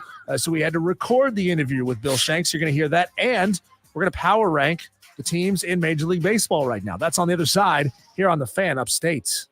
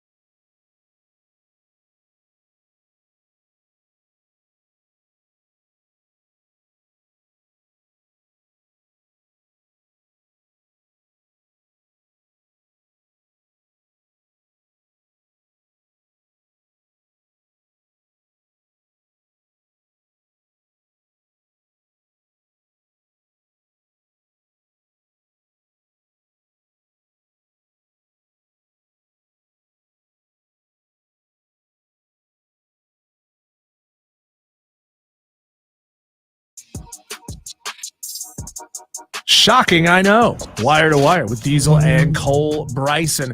Earlier today, I had a chance to catch up with Bill Shanks from The Bill Shanks Show. He is one of the preeminent Atlanta Braves voices. We had a chance to kind of talk all things Atlanta sports. We talked a little bit of Braves. We talked this NHL story. We talked Hawks. We talked Falcons draft. All of the above. Well, you talked. talked. Fantastic. Yeah. We as in me and Bill. Saying you talked, Yeah, and I talked. he gave one or two words. Yeah, I love Bill. I've always loved Bill, but I'll tell you this: I think maybe you got to listen to his show every single day. Bill is he's like that thin book that you get in high school that has like 6 pages, and 4 of those pages are pictures. He is the opposite of verbose. Yeah. He is the opposite of loquacious. Yeah. We appreciate you, Bill. We really do. We really do. So here we go. Let's play this interview, and then when we come back, we're gonna break some of that stuff down, and we're also going to chat Major League Baseball power. We're gonna rankings. power rank the power rankings. That's right. That's coming up after this interview. We are talking to Bill Shanks of The Bill Shanks Show. You can hear him just about everywhere, all over Georgia, the 4 corners of the state. He is everywhere. He is the absolute best to talk Atlanta Braves baseball with.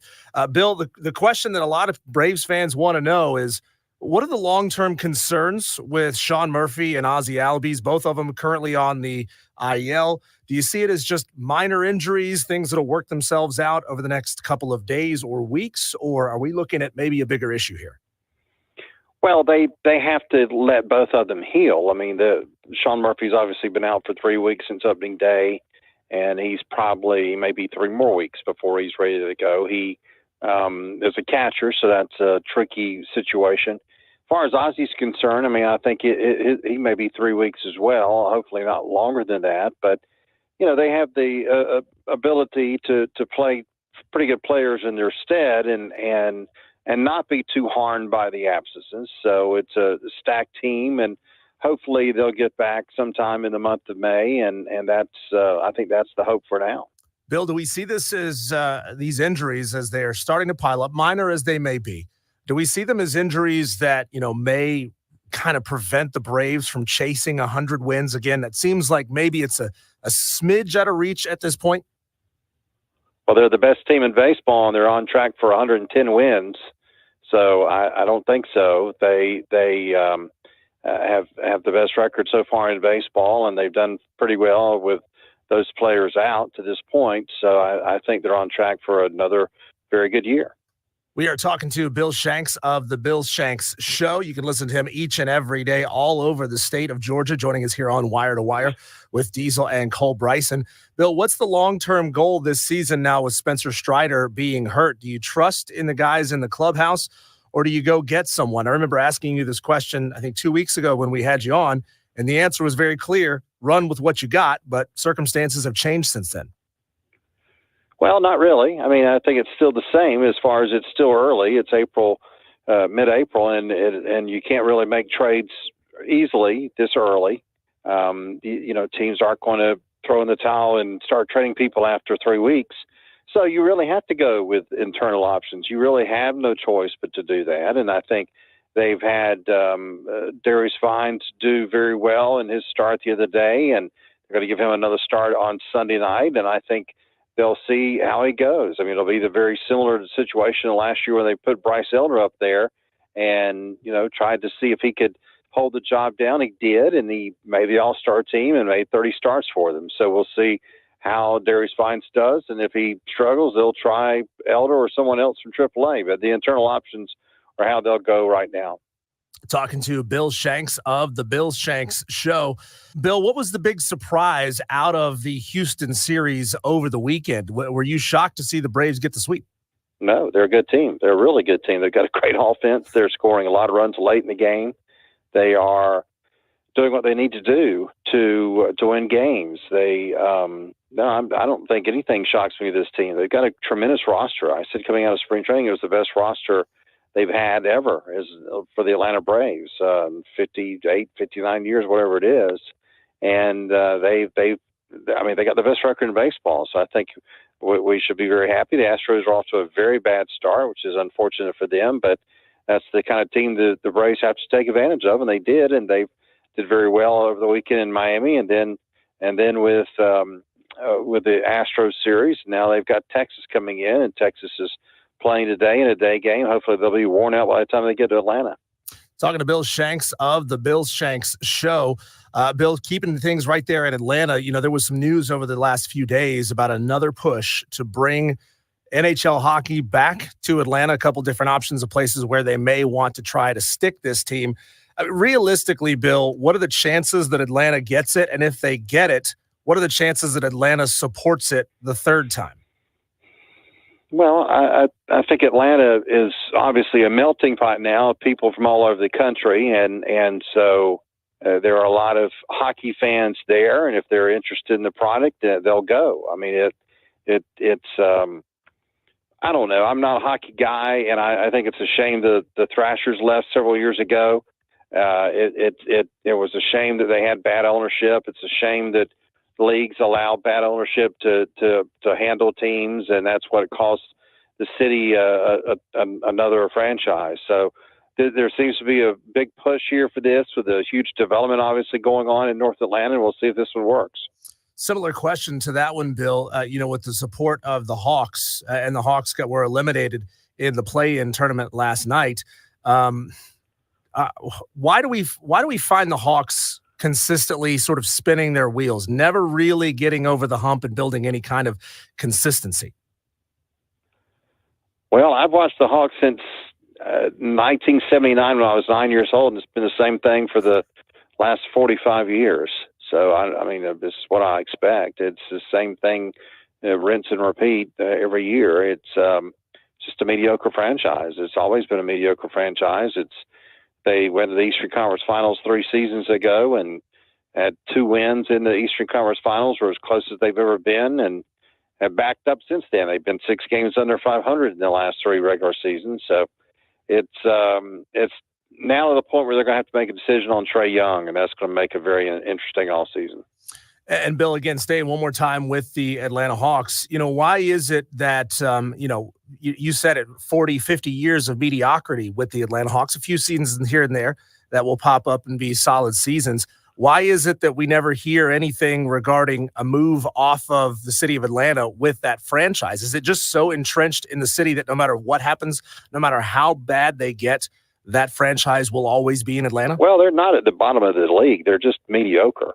They've been mediocre forever, but they're not losing the franchise. I mean, they are. I mean, their owner wants to keep them in Atlanta. They've got a nice facility, so there's no danger in losing the franchise. They just need to get better and win. We are talking to Bill Shanks of the Bill Shanks Show. You can find him on Twitter. Just search for @BillShanksShow. Bill, a couple days away now from the NFL draft. Where do you expect the Falcons to go with their first pick? Well, I wish they would trade back a little bit. I think that's a possibility. Edge rusher is a position that is of need. So Dallas Turner's been mentioned a lot. They could move back and get Jared Verse from Florida State, somewhere in the teens. That's a possibility. Cornerback's a possibility. So, they have a lot of defensive needs that they need to address that they haven't really addressed in free agency. So we'll see if they go that direction. If there's one of those receivers there, that could be a possibility. So there's a lot of options for the Falcons there at number 8.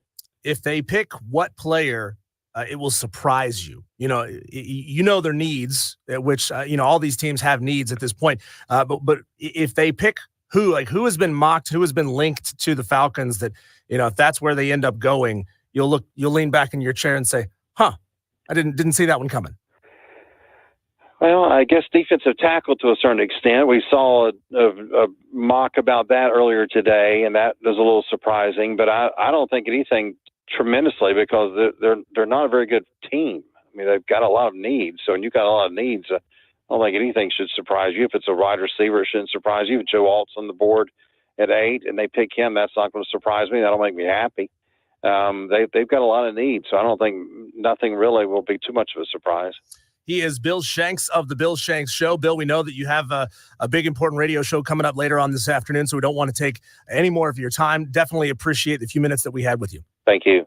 That's highly motivated and excited, energetic Bill Shanks. We appreciate Bill joining the program. Diesel, they're a good team, first in baseball. Yeah, we're good. All right, Bill, thanks for that. Yeah, Bill, your number one pitcher went down. What do you need to do? No, We listen, need to do anything. I give Bill a hard time. Bill, I said this during the break. Number one, I appreciate Bill coming on. Number two, I've known Bill for a long time. He knows and covers that Atlanta market just as good as anyone. But we want people, who are going to come on the program and sound interested and have more than 20-second answers. So, we're going to continue to evaluate. And again, appreciate them. But yeah, I don't know if we'll have Bill back on. Sorry. You know what? Sometimes people in my life tell me, Diesel, that my brutal honesty gets me in trouble. So I'll move on. But we appreciate Bill joining the program. All right, coming up next, Diesel, the spring game Saturday. Garnet Black, what do South Carolina fans need to be looking for Saturday? But no, not the light show. But not your coach kicking a cool. Aren't they going to bring a new train out on the field or something? Yeah. What do South Carolina fans need to be looking for Saturday night? I'll be there. What do you want me to be looking for? We'll talk about it next. He's Diesel. I'm Cole Bryson, and this is the Fan Upstate.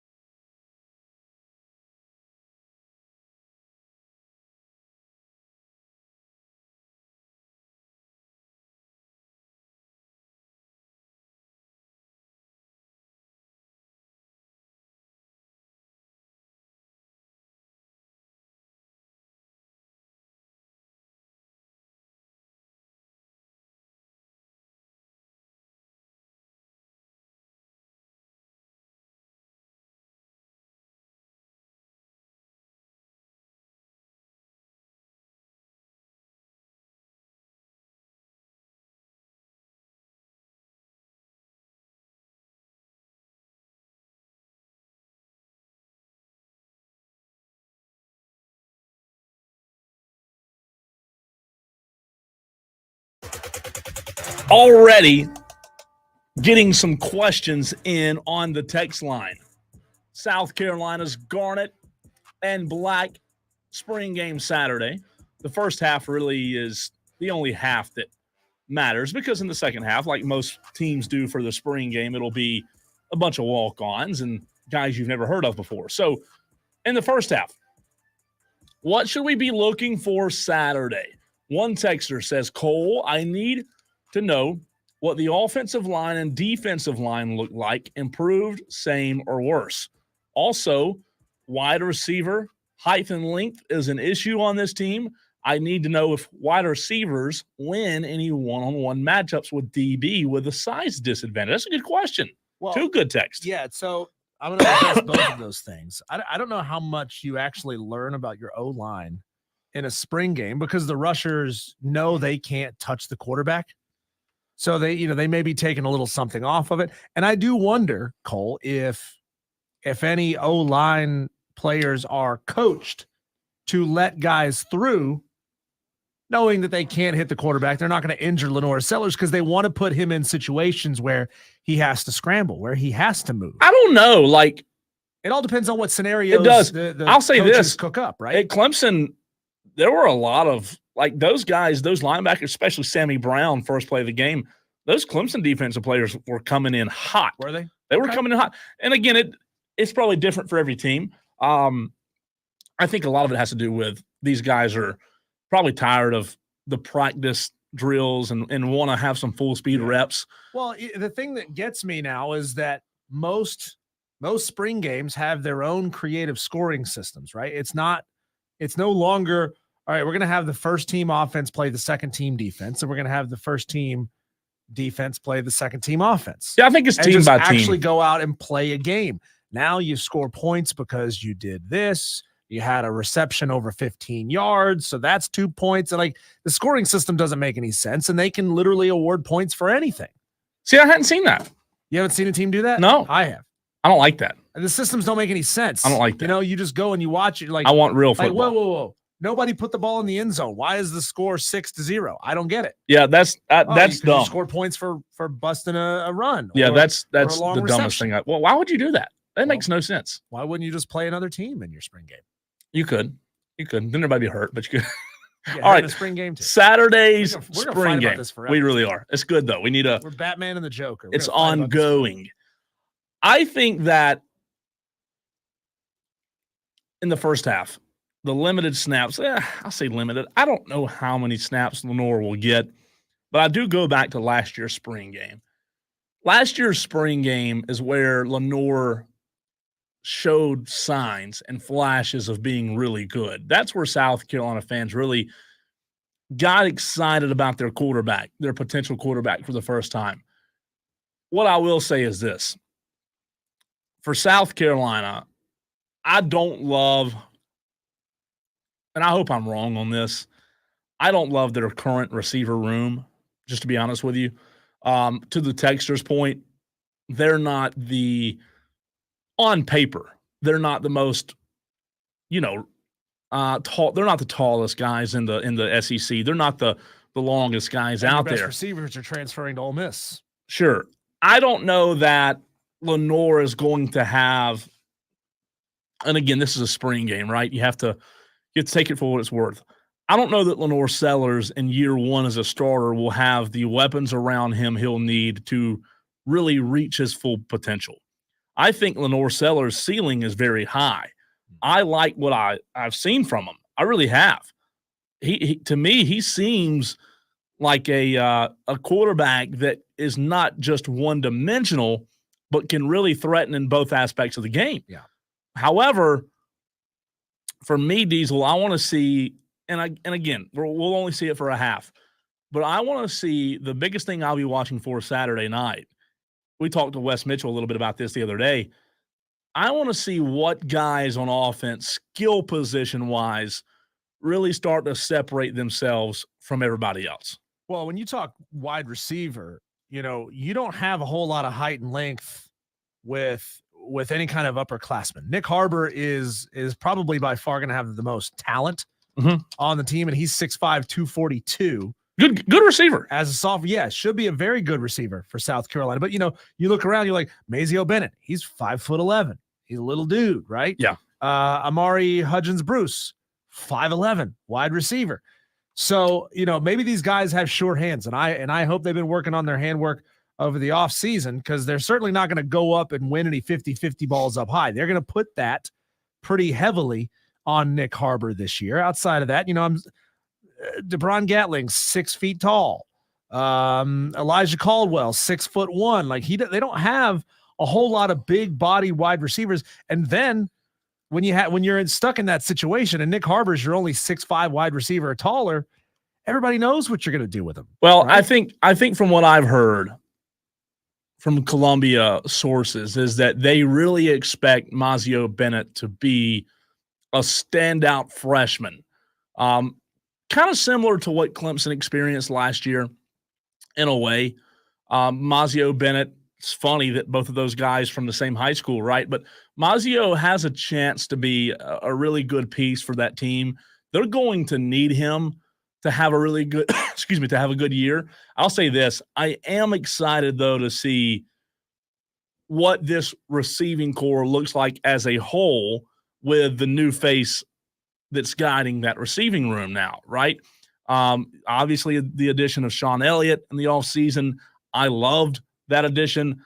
I also love Coach Furry and what he did at Limestone. I think he'll be a great leader for the wide receivers. I think that they're going to have a tougher, grittier, more I don't want to say more disciplined, but they're going to have a wide receiver room that really is maximizing their efforts to their top potential, because that's what you get with Coach Furry. And listen, I know what kind of guy he is. I know that he'll get the most out of his receivers. So I think that those guys have potential, but they've got to be quarterback friendly. They've got to be sellers friendly. And I like that Mazeo, coming out of Greenville as a freshman, can learn from a guy that you were talking about earlier, Diesel and Nick Harbor, who I really like as a football player. I think he's going to be a good receiver. But I want to see what guys stand out. I want to see what wide receivers emerge. One texter says, I'm curious of Luke Doty, what his role will be. He's listed as an athlete on the roster. This is a first for South Carolina or Beamer or someone. So, yeah. And truthfully, Cole, there's still a few weeks left in the transfer portal. Maybe you can go get somebody. There's still going to be wide receivers entering this transfer portal. But as of right now, there's only 2 wide receivers in the portal who are even listed as undecided. Sam Brown, who was at Houston last year, and Tyler Williams, who was at Georgia. Tyler Williams, is a 6'2", 6'2" freshman. So again, he's got a little size on him, but he doesn't have a whole lot of experience on him. And Sam Brown is the same way. He's 6'2", but he's a redshirt sophomore. So he also doesn't have a whole lot of time under his belt. I'm excited, though. I'm excited to see. I just want to see competence. I want to see clean center quarterback exchanges. I want to see if any of these wide receivers can get separation and maybe hit one over the top, and some accuracy from Lenora Sellers. I don't necessarily need to see this flashy thing that's going to make Twitter blow up. Oh, 45-yard touchdown. It's a spring game, man. It's a spring game. I mean, you were saying that the third string quarterback at Clemson ran for a big 40-yard run. Like, nobody can hit him. Of course he's going to run for a big run when nobody can hit him. So I just want to see competence. I want to see defense understanding their assignments, not getting burnt over the top. And then again, at the same time, I want to see if wide receivers can take the top off. So that's what I'm looking to see out of the spring. Should be game. exciting. It should be. And speaking of exciting, coming up next, it is the segment that is making women faint all over the upstate, bringing excitement to every corner of the region. We'll get to the 5 o'clock fight next here on the Fan Upstate.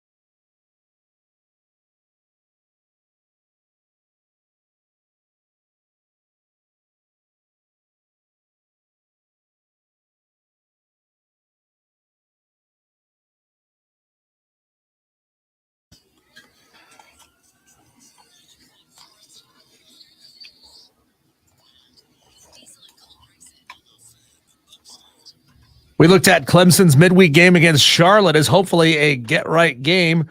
Clemson will host a 3-game series this weekend against Pitt. I mean, I think it would be anything short of a letdown if they don't sweep this series. Pitt 15-19 on the season, 4-14 in the ACC. I'd say Clemson 2 out of 3. 11-4. I mean, you have to win 2 out of 3. If you don't win the series, it's a massive failure. But as good as this team is, 30-6, you can't be losing games to. I just worry about their 19 baseball team. Injuries, man. That's true. Some key players. That's the only thing that worries me. And they are getting Tristan Smith back, so that should be good for this weekend's rotation. But man, I saw what that team looked like without their starting shortstop, and we'll see. On Friday, right-hander Ryan Andadre will start for Pitt. He'll be facing Tristan Smith. On Saturday, Ethan Darden from Clemson will take the bump, and on Sunday, Aiden Knack. Those 3 right there, if they can stay healthy the rest of the year, that's as good as a rotation. I mean, A&M has a really, really good rotation. Arkansas, but Clemson, man, they're right there in terms of having one of the best rotations in baseball. Speaking of the best, we have the best segment right here, right now for you, a segment that you guys love each and every day, that you guys participate with each and every day, and we want you to do it again. It is time, Cole, for the 5 o'clock fight. It's an all-out slugfest, and nobody's leaving unscathed. 3 topics, 1 winner. It's the 5 o'clock fight on Wire to Wire with Diesel and Cole Bryson on the Fan Upstate. Here's how the 5 o'clock fight works. We have 3 topics each and every day. Sometimes they're sports, sometimes they're not.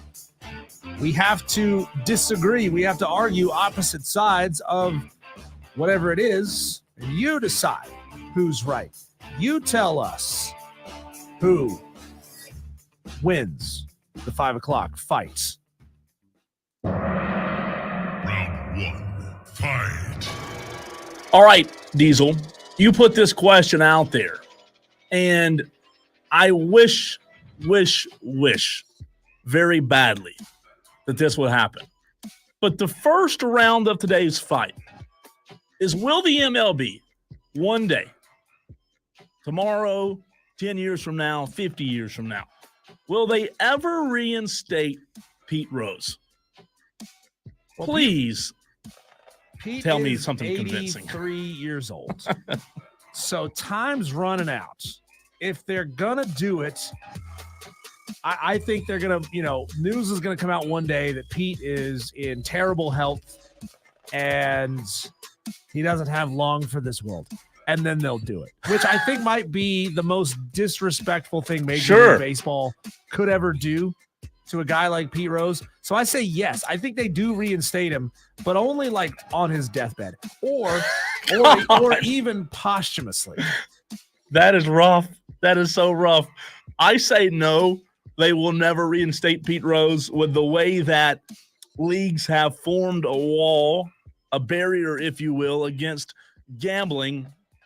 Sorry, Pete, but I don't think it's going to happen. I think that what they've done with Pete Rose is they've used that, Diesel, as, hey, this is what happens. And I don't think they will ever reinstate him. I mean, with the news that we just got, this past week about the NBA player from the Raptors who was banned for life, and the Shohei Ohtani situation going on right now, and Pete Rose saying things like, man, if I had an interpreter, I would have gotten off scot-free. Pete is certainly antagonizing Major League Baseball. Well, he should be. I think for Pete at this point, he doesn't give a rip. I think it's more fun for him to pick at that scab. But I do think that one day, it may even be 10 years after he dies, Pete will be 71307. Start your text with the word fan and let us know who wins each round. Again, that's 71307. He's on Twitter at Diesel on Radio. If you're not driving and you're stopped, give us a follow. We don't want you to do it while you're driving, but follow us on Twitter. He's at Diesel on Radio. I am at The Cole Bryson on Twitter. You can find us there. Let us know who wins each round. Diesel says they will, and they will reinstate Pete Rose. I say they will not. Round 2, fight. All right, this is funny. This is very funny. Does contemplating the size of space, Diesel, does it freak you out or does it fascinate you? It wigs me out, dude. It wigs me out, man. Like, I see this graphic. You might have seen it on Twitter or Instagram or wherever, where it's like it shows Earth, and you're like, oh, okay, Earth. Yeah, Earth's pretty big. Okay, then you zoom out and you see Saturn, and then you see Jupiter, and then it shows you the galaxy, and then it shows you this other blob of something. I watched something last night, Cole, on YouTube that said they just found this new area in space with the James Webb Telescope that is 1.2 billion light years across. I'm like, how can the human brain even fathom that? It can't. Like, I am not even an ant. I'm not even a microbe on the back of an ant riding this blue ball around the cosmos, and it messes with your brain to think there's this stuff this huge out there. I love it. It fascinates me. Listen, I agree with you. It blows my mind. Yeah. It's fascinating. It really is, especially when you look at just how small we are, right? Yeah. We think that this world right here that we're living on is and here we are calling people fat on this show. Sure. There's no such thing as fat in the grand scheme of things. Wait till you see the people living on Jupiter, you know? They look like those women in San Antonio. Over there, yeah. I love it, man. I love it. It does fascinate me. I don't want to classify myself as a space nerd or a galaxy nerd. I don't know much about it. Space nerd. Yeah. Space nerd. I don't know much about it, but I do love it. It does fascinate me. It's never terrified me yet. Keyword. Like, if I think about it in like abstract terms, yeah, I'm fine with it. But if I start thinking about it in realistic terms, like just how little we are, it blows my mind, man, and I can't wrap my mind around that. Yeah, I agree with you there. It is mind-boggling. So round 2, Diesel says it's terrifying, contemplating the size of space. I say it's fascinating. That leaves one more round for today. Final round. Fight. This one's my favorite of all 3. If you, Diesel, were starting a new NFL franchise, would you hire Bill Belichick off the street to coach your team? There was a story, an article that you referenced here. We'll get to that later in the show, maybe tomorrow. As I just dropped my cough drop on the floor. Okay, you got a whole bag. Whole bag. There was a story where it was revealed that he wasn't even in the top 3 for the Atlanta job. So we all thought, he was a prime candidate for that. Well, we were wrong. Would you hire Mr. Belichick to coach your team if you started the franchise? Did you see him on the Pat McAfee show the other day? Do you see what was behind him on his wall? It was a bookshelf full of Lombardis. Yeah, you hire Bill Belichick. Are you asking me if I think Bill Belichick is going to go get us to the playoffs in a couple of years? Because, let's be real. Bill only has, maybe 5 years left, 10 years tops to coach a team before he himself would just go ahead and retire. But I think having somebody who has Super Bowl winning pedigree can establish a culture for you before handing off the reins. Am I hiring Bill because of wins and losses for my franchise? No, I'm hiring him for his ability to establish culture. This is a great conversation. This could take up an entire segment or more. But I'll say this. I do not think that Belichick is in his prime anymore. I hear what you're saying about Super Bowls. I don't disagree, but at the same time, like, my coach has a Super Bowl, and what has he done in the playoffs? Nothing. I hear you, but Belichick... Yeah, your owner has a coffin that he climbs into every night, too. Bill Belichick, without Tom Brady, was a below-average head coach. Oh, man. He was. So... You know how hard it is to find a good head coach in the NFL? I know. It's real I hear hard. you. But most of the time, it's unproven guys, and you get lucky. I'd take 5 coaches in today's league before I took Bill. Wow. I'd take Mike Vrabel too, who has no job right now. I take Mike Vrabel. So I'm going to say both? no. Yeah, the package deal, both in New England.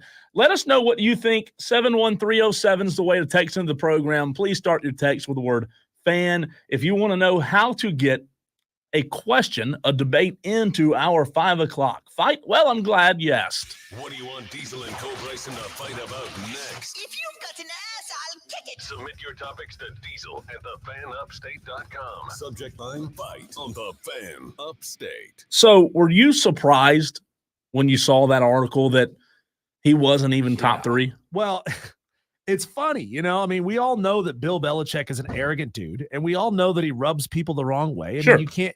He makes Bill Shanks seem like a talkative dude, right? Oh, motor mouth. He's Bill. Just you can't get anything out of him.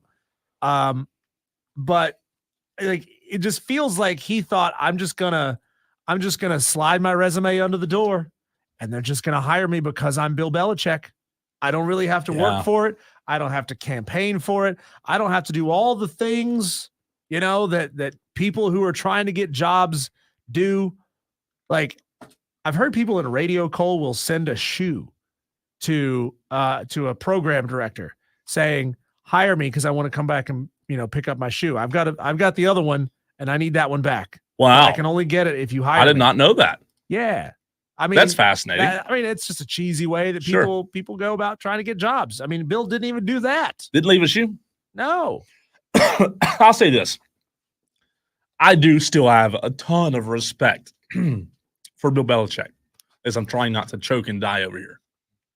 After you just called him a mediocre coach? Two things can be true. I have respect for him. I respect you, but I think you suck. But I think you're past your prime, Bubba. I really do. Listen, it does shock the heck out of me that he wasn't even a candidate. Right. That surprises me. But what I want to know is, I would love to ask the NFL owners that had a chance to hire Bill, like the Jerry Jones, who could have moved off of Mike McCarthy and brought in Bill, like the Snyders, or excuse me, not Snyder anymore because they're out of Washington, thankfully, but like the new ownership, that job over a Bill Belichick. If you'd have told me that Dan Quinn gets a job over Belichick, I'd have probably said, I don't know if that'll happen, but I would love to know, Diesel, I would like to talk to the owners themselves and say, what didn't impress you about Bill enough that you decided to go get that guy? That'd be fascinating to me. Yeah, I mean, we are seeing, I don't know if it's, you can put it all on culture shift in the way they hire coaches, which has been go younger, go offense.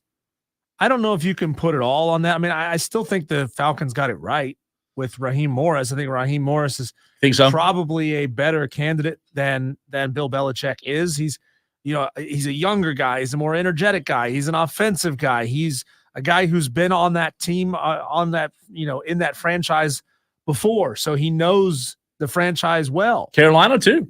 Yeah. I mean, they could have got him. Yeah. I mean, I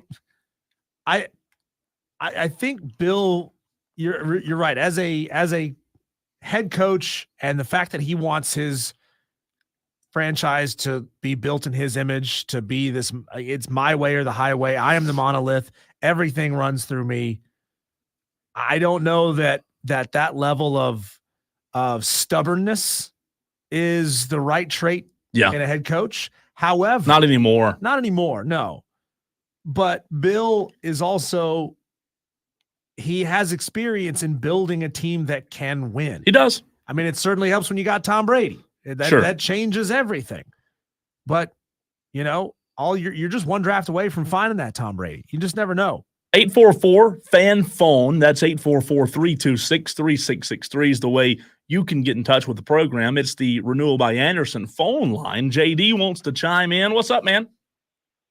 Hello, gentlemen. I am calling in to chime in on the 5 o'clock fight. We haven't gotten to any results as to who the winner was today. Well, JD, you didn't thank us for taking your call. Oh, dude, my apologies. Diesel, thank you so much for taking my call. There you go. Now we can proceed. Thank you so much for taking my call. Oh, man, listen, I've been practicing what I was about to say for like 5 minutes. I got it all practiced out. And then Diesel's going to stop me and say that I forgot that. Diesel, you know I always appreciate you taking my call. Well, if you Without always question. appreciate it, you would say it. Just giving you a hard time. Yeah. All right. Anyway, you have a right to be mad at me because guess what? Cole won today. He is now 2-0 in the last 2 days. And as Diesel likes to say, if you win one more, that's a winning streak.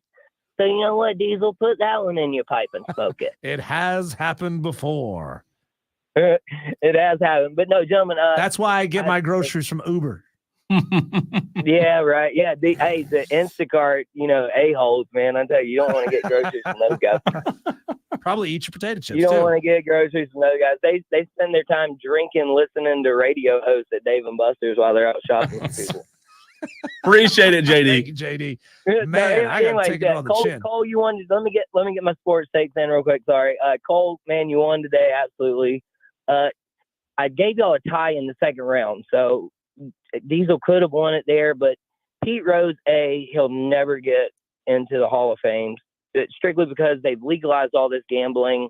If it were going to happen, they would have already went back and forgiven him at this point. That won't ever happen.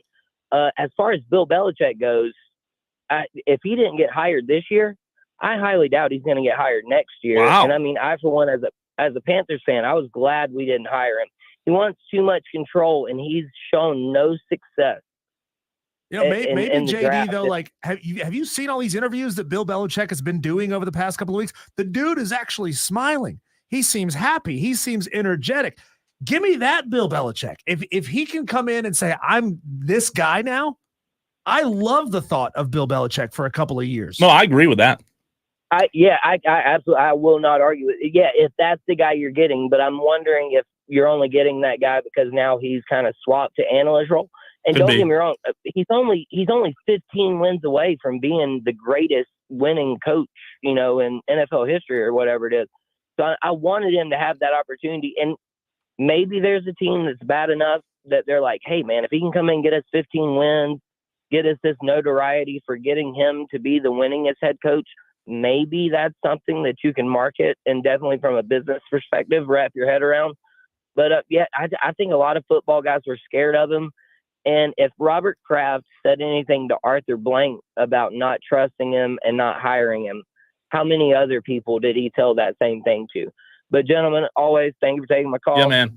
Appreciate you. Today. We'll see. Hey, we'll see you next week, guys. Have a good one. Yes, sir. We'll see you hopefully next Thursday at the draft Well, show. he's only at Dave and 15. Buster's. He's only 15 wins away. But he's also 72. All Yeah, right. So but look at it this way. Bill's 72. How old may he want to coach to? I mean, I don't know who's the oldest coaches. What was that? Conklin when he was in New York? That dude looked like his nose was going to fall off when it got too cold. But like Bill has maybe 5 years left. I mean, he coaches 5 years. He'll be 78 because he's 72 now. So call it 73 if he got back into the league next year. Then 5 years. Depending on where he goes, it may take him 5 years to get those 15 wins, especially without Tom Brady. Yeah, without Tom Brady. Listen, I'm not a Belichick hater. I'm telling you the truth, the facts that he's not a good coach without Tom Brady. Back to the phones we go. Dale wants to chime in on the conversation. What's up, Dale? Cole, I'm about to sadden both of us. All right? Okay. All right. We're both Cowboys fans, so woohoo. I so am in fear of McCarthy choking again and Jerry saying, you know what, Bill, why don't you come on over here? And we get Belichick past his prime, and the whole thing just falls apart. I'm expecting it to fall apart anyway with the fact that we still have Dak for another year.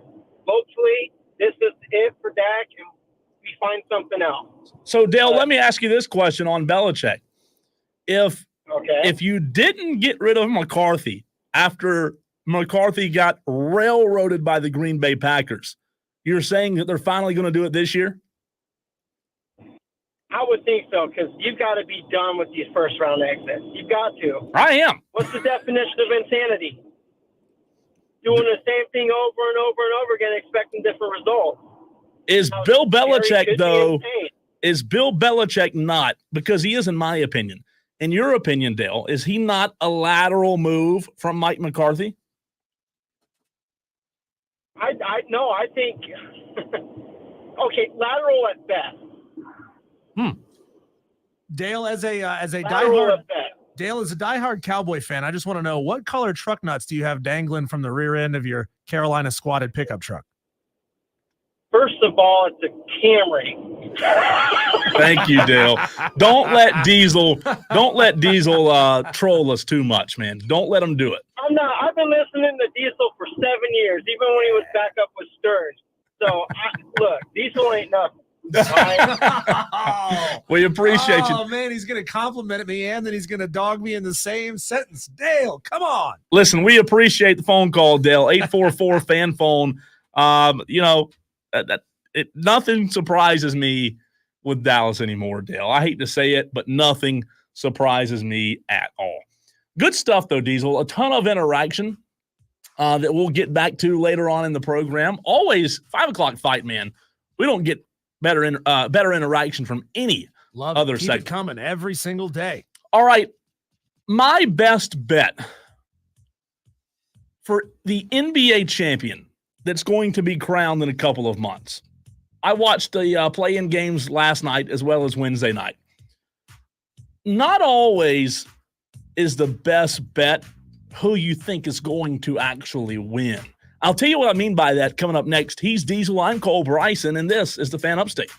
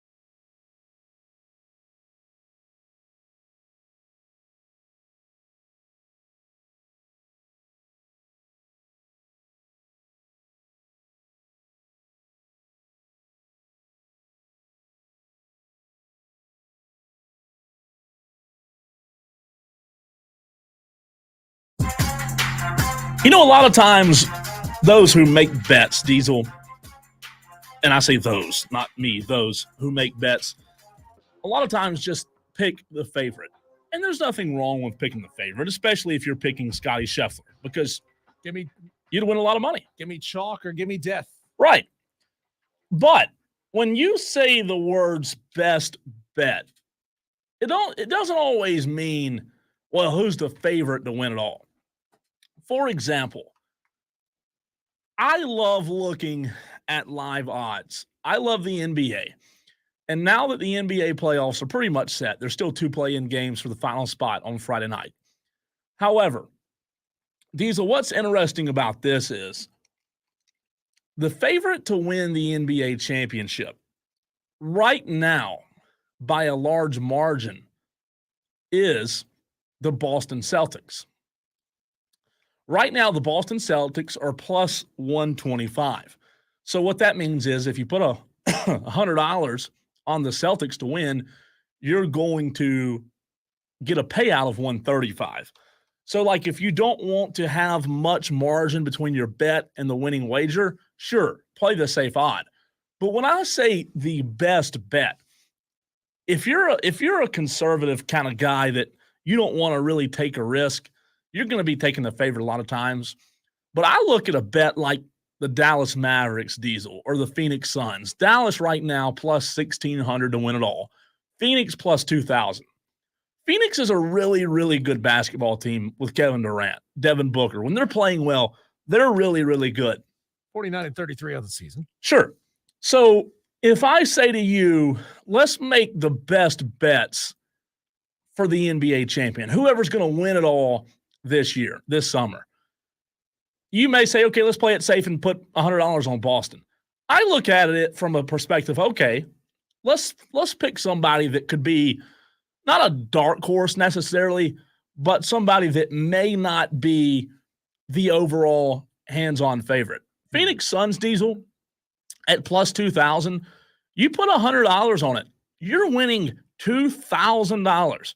So to me, I like betting on teams who are a little bit more of an underdog. I do this when I bet on NASCAR drivers a lot on Sundays. I'll bet on a guy who's maybe, picked to finish Can fifth. I put $1 on it, win 200 instead? You can put $1 in, win 20. $10 will win 200 at plus 2,000. So I'm terrible at math. Well, that's the whole point. If you do go with a team like Phoenix, your odds are not as high, but your payout's a lot more. Even if you were to go with a team like Los Angeles Lakers, the Lakers, who made it to the Western Conference Finals last year, have LeBron, have AD, they've been playing some of their best basketball. Plus 2,800, Diesel. You put just $20 on that, and the Lakers somehow win it all. That $20 bet that you placed will win $560. Small risk, large return. Are you a kind of guy that if I told you, me and you are both going to put money on the champion, are you the type of guy that would rather risk a little bit to win big or play it safe and pick up Boston or a Denver?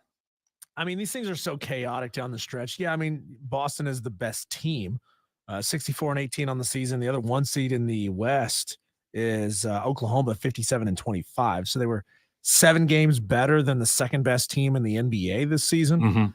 I mean, just so many things can happen, right? So many things can happen that cause you to lose a series. So I don't know that it's necessarily the smartest bet. I like to, I think I'd like to bet a little bit smaller and risk it for something a little bit bigger. I do too. Because then you can spread your money around. You can throw $10, $20 at this team, that team, whatever. I mean, in all likelihood, you could spend that $100 on 5 different teams and still lose and win nothing. But you could also put $100 on the Celtics, which feels like a sure thing, and win nothing. I'll tell you what I also like to do.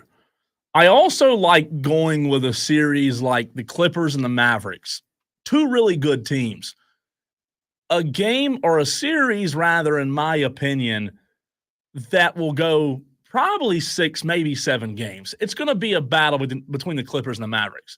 If you're a betting guy, I love making a bet that the Clippers Mavericks game, or the series rather, goes 6 and 7. So, for example, if you were to put a bet on the series going 7 games and put a bet on the series going 6 games, obviously you're going to lose one of those bets because both of them can't happen. But because the money is plus money and it's 2-to-1 odds, you're gonna profit off of that regardless, as long as that series goes 6 games, which it should, because it's 2 really good teams. Spur Daddy says, my Celtics will be hanging banner 18 by the end of June. Madcraft says, this is crazy, but the Knicks. All right, let's play that game. The New York Knicks, to win it all, they are plus 3,000. So if you wanted to take a crisp $100 bill and put it on the Knicks to win it all, Diesel, a $100 wager would win $3,000. Not a terrible bet. Only $10, you say? Well, you still win $300. The Celtics, Spur Daddy, I hate to tell you this, the Boston Celtics have been the best team in basketball for the last half decade. However, I have no trust at all in Boston. I don't know why, but I don't want to compare them to my Cowboys being the Cowboys of the NBA. But for whatever reason, man, Jason Tatum doesn't show up in the playoffs like he should. They shouldn't have lost the series in 2022 to the Warriors. They were the better team, in my opinion, the younger team. I just don't trust Boston in the playoffs. So Diesel says he would rather spread the money, play a few games, and not go with a safe bet. Because if you were right now, as we said, Boston right now is the favorite at plus 135. I do agree with Matt. I do think the Knicks are going to get past the 76ers. Ooh. Because they're already, 1-3 against them this year. So the Knicks have had the 76ers number this year. Yeah, they have. I love it. I love the playoffs because sometimes, Diesel, when the playoffs do get here, you look at matchups like that and you say the exact same thing that you just said, like, oh, this team, Team A, is 3-1 against Team B. For example, that series. Another example, Denver, Los Angeles. Los Angeles has not beat Denver in the past, 12 matchups. They just can't do it. So one would think that Denver's going to win the series pretty easily. I think they'll win it in 5 games. But when the playoffs get here, experience matters. Things could happen. Maybe Denver's Michael Porter Jr. is all tore up about his brother and the gambling misfit. I don't know if that – do you think that – side note, if your brother just got banned from the NBA, would that affect your game in the playoffs? Oh, man, it has to, right? I mean, it depends. It's definitely it depends on how close these two are as brothers. I mean, yeah, that's true. And it also depends on can he shut that part of his psyche down and not even think about it. That's tough. I don't know. I honestly, I thought about that today. If you're Michael Porter Jr., is that something you just flush? Can you just flush that out of your brain? Try. You do have to try. You have to try. I don't know that I would go as far to say that it affects his playoff performance, but I do think that I think it'd be interesting to watch. Spur Daddy says the Knicks are a scary team with Brunson. Dallas was stupid for letting that guy walk out the door. Well, Spur Daddy, I agree, but Dallas, his dad wasn't coaching in Dallas. Brunson wanted to be with his dad, and New York is where his dad is, and that had a lot to do with it. So while Dallas couldn't make him an offer that was intriguing, Brunson felt like it was the best fit for him to be in New York. And again, he's a heck of a player. I agree with you. But Dallas, they got this guy playing point guard now who's not terrible. I don't know if you heard of him or not, but his name's Kyrie. He's not the worst point guard in the world.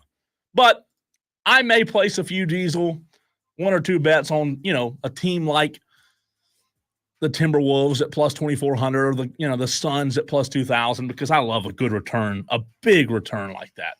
Speaking of that, when we return, Cole, we talk about something really awkward that happens between a reporter and Caitlin Clark. I genuinely don't know what to make of this. That's weird. And we're going to laugh about it. We're probably going to call this guy a pervert. We'll talk about it next here on Wire to Wire. He's Cole Bryson. I'm Diesel. We are the Fan Upstate.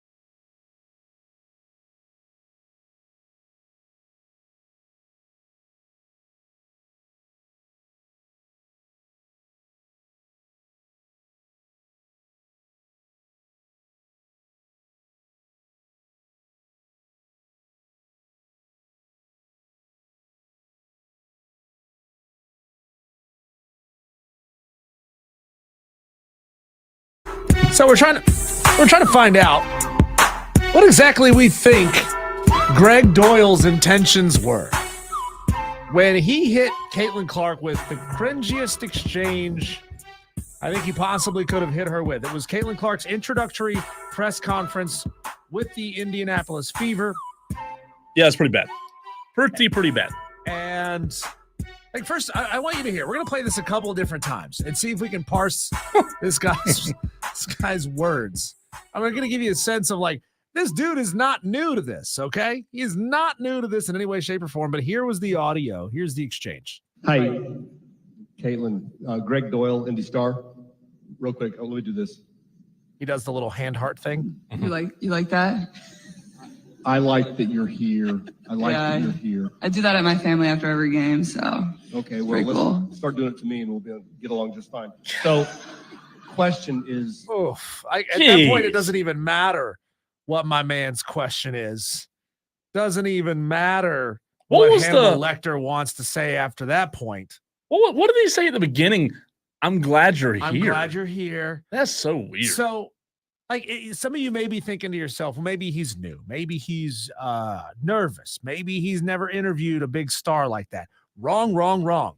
On all three of those points, Greg Doyle has been around the block a time or five. He's a former national reporter for CBS Sports. He has been named the national top sports columnist by the Associated Press sports editors 4 times. The dude has interviewed stars before. Was that the reporter that we just heard? Was that Greg Doyle was his real name, or was his real name the same name as our first caller today? Oh, Dewey. Because they both kind of sound similar regarding Dewey. I think we should call him Dirty Dewey from now on. All right, I want to hear it again. I want to hear the first part. Okay, so here it is. Here's that exchange one more time. Indianapolis Star reporter Greg Doyle just flabbergasted, starstruck that he's standing in front of Caitlin Clark.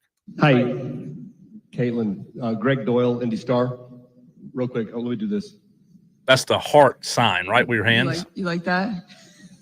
I like that you're here. That you're here. I do that at my family after every game, so. Okay, well, let's start doing it to me and we'll be able to get along just fine. So, I don't know if he just thought like it would come across as funny and only funny, but start doing it to me, we'll get along just fine. That is so weird. Like, so Greg Doyle is he looks like he's probably in his late 40s, maybe early 50s. Again, been around the block. He's been a national sports reporter or named the nation's top sports columnist by the AP sports editors 4 times. He's probably interviewed mega stars before. Caitlin Clark shouldn't even compare to the stars that he's interviewed before. And he got awestruck, starstruck, maybe perv struck. I don't get it. Do you think, like, what would happen? And I know this is already blown up pretty big, but imagine if like Pat McAfee said that to her or something. Like, I don't know. Pat McAfee may be able to get away with you it think because so? he's a goofball. Because like that's his whole shtick. That's what I was wondering. You know, and if he just makes, but Greg Doyle, you can't get away with. She's got a boyfriend, dude. She's also like weird. 30 years younger than you, dude. That's weird. That I heard it for the first time and I was like, dude, that's a terrible look. The entire Iowa men's basketball team is going to roll up on this dude's house because she is dating Iowa men's basketball coach Fran McCaffrey's son, Connor McCaffrey. Oh, any relation to Christian? Not to my knowledge. Christian's from Cali. Oh, okay. California love. Not Iowa. Better stop. We'll get a content. Do you think he'll get a call to the boss's office? Oh, God, yeah. Oh, God. You're like, bro, you're off. You're off the case. You're off the beat. We're going to put you exclusively covering men's sports. From now on, you are not allowed into a women's press conference. I assume after the games, like, you know, they let female reporters into men's locker rooms after the games. I have to assume, because I've never watched post-game interviews from a WNBA game, I would have to assume that they have maybe some press availability in the locker rooms after those games. But he seems like that kind of guy who's not in there. He's not covering the sport because he loves women's basketball.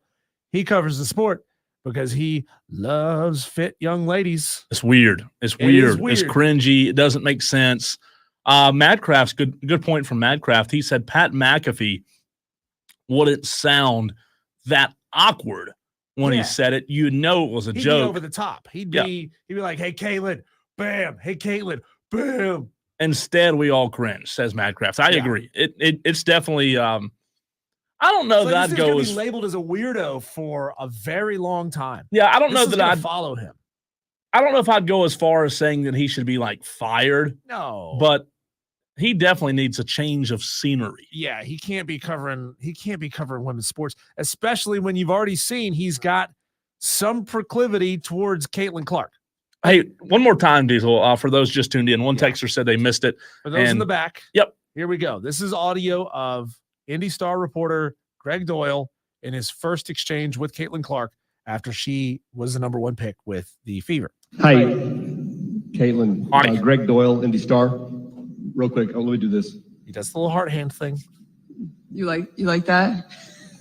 I like that you're here. I like that you're here. I do that at my family after every game, so. Okay, well, let's start doing it to me and we'll be able to get along just fine. So, question is... I wonder what went through her mind when he said that. She's like, "You're not my daddy." She did play the first part of it. Sounds like he wants to be her daddy, though. Well, she played it off like when he first said it, she played it off kind of like changing the subject. Hey, yeah, like I do it to my family. Hundreds of people have been doing the little heart hands thing to her. Yeah. For years. And She's been doing it for a while. Even him bringing it up is not weird. Like that would be a cool question to bring up. Like, hey, what's the backstory with this in your family? Cool question. But when you throw in hey, you start doing it to me, we'll get along just fine. That's weird. That's Greg. I mean, this sounds like a middle school boy trying to flirt with his crush that he doesn't stand a chance with. That's bad. You know? Yeah. It's rough. Yeah, dude. You got to take him off this beat. Does that rank as one of the worst press conference questions ever asked? Oh man, worst. Like there's got to be some bad ones. This warrants a Google.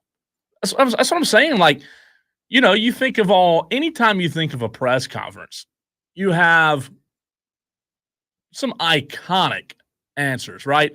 Like my favorite one ever are the funny ones, but I don't know if this might be the worst. So, okay. So this seems like one of those pages like I got to click through for a while to get like slide by slide by slide. I don't really know what to say. I don't really know what to say. This one happened. It was a question asked of Redskins quarterback Doug Williams prior to Super Bowl 22. I know it's 22 because like once you get up into the V's and the M's, I don't know what the hell's going on. Yeah, we gotta stop with this Roman numerals. But he was asked, how long have you been a black quarterback? Oh, what an intriguing question that is. Yep. Let's see here. How long have you been a black quarterback? I've never heard of that one. I wonder what's worse, Diesel, a bad question or a bad response? Like as the person getting interviewed. Because there's some pretty bad. I think a bad question's worse because you have time to prepare that, right? Well, also he's a professional. You're professionals. You've done this before. You've asked questions before. And like Cole, you've been in press conferences before. I've been in press conferences before. Depending on who you're talking to, they can make it very easy on you. They can make it very intimidating on you. Sometimes you have this perfect question built into your mind. You've built it up, and then when they finally call on you, it just doesn't come out the right way. It happens. Okay, here's a great one. In 2012, a Blue Jays reporter asked Bryce Harper, who was 19 years old at the time, if he was going to take advantage of the lower drinking age in Canada by going out for a celebratory Canadian beer. I remember that. And he responded, "That's a clown question, bro." I remember. That is so funny. In 2009, Inez Sainz of TV Azteca asked wide receiver Steve Breston if she could measure his bicep. Well, I got another response to that. That is interesting. And then, I mean, it wasn't an interview question. This was more of an interview answer in a way. Yeah. But don't you remember the Joe Namath when he told that one reporter, he's like, God, you're pretty.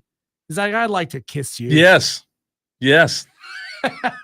So, I mean, those I think are like the Joe Namath is worse, but Joe was hammered drunk and Joe's Joe Namath, right? Like, those are some good answers, though. I guarantee you Joe could count on his fingers and toes how many times he's been told no over the course of his life. Rank these two answers in a press conference. Two choices. Which one's better? This one? Playoffs? Don't talk about playoffs. Or this one? I'm here so I won't get fined. Because those are two iconic. Oh, those are so good. 1A, 1B. Can I be that guy? Say 1A, 1B. That's tough, man. Yeah, dude. Like this guy reeks of guy who doesn't know how to talk to girls, and he wants to be professional, but he actually thinks Caitlin Clark is really cute. Like she's his type, but man, she's 30 years younger than you, bro. Yeah, you can't do that. Not the best look there, do that, Mr. Doyle. I don't even know if he's married or not, but man, he's got to come home to his wife now, who thinks he's a major pervert who's got the hots for Caitlin Clark, and he covers Caitlin Clark. So she's like, bro, you're going to be chasing tail every night at the arena. Surely he's not married. I don't know. Surely he's not. All right, coming up next, the final hour of the program, saving the best for last.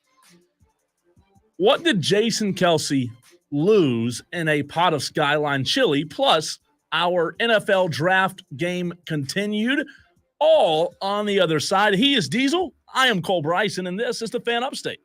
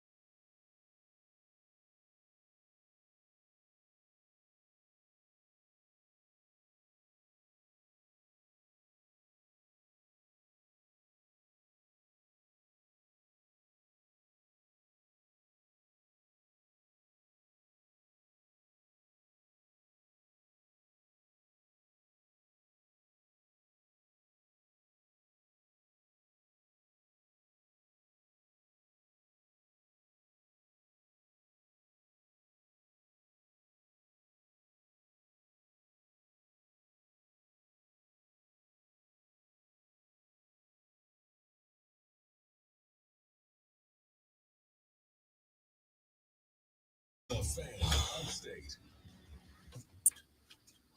Earlier in the program, Diesel did his best David Tepper impression. I thought it was pretty good. Of all the David Tepper impressions I've ever heard, which are not many. My David Tepper is better than my Larry David. It's not as good as your Trump, though. Your Trump's the best one. Cole, you're wrong. I don't know who you think you are. You're not me, okay? I love it. It's a great impression. It really is. So we're going to get back to that.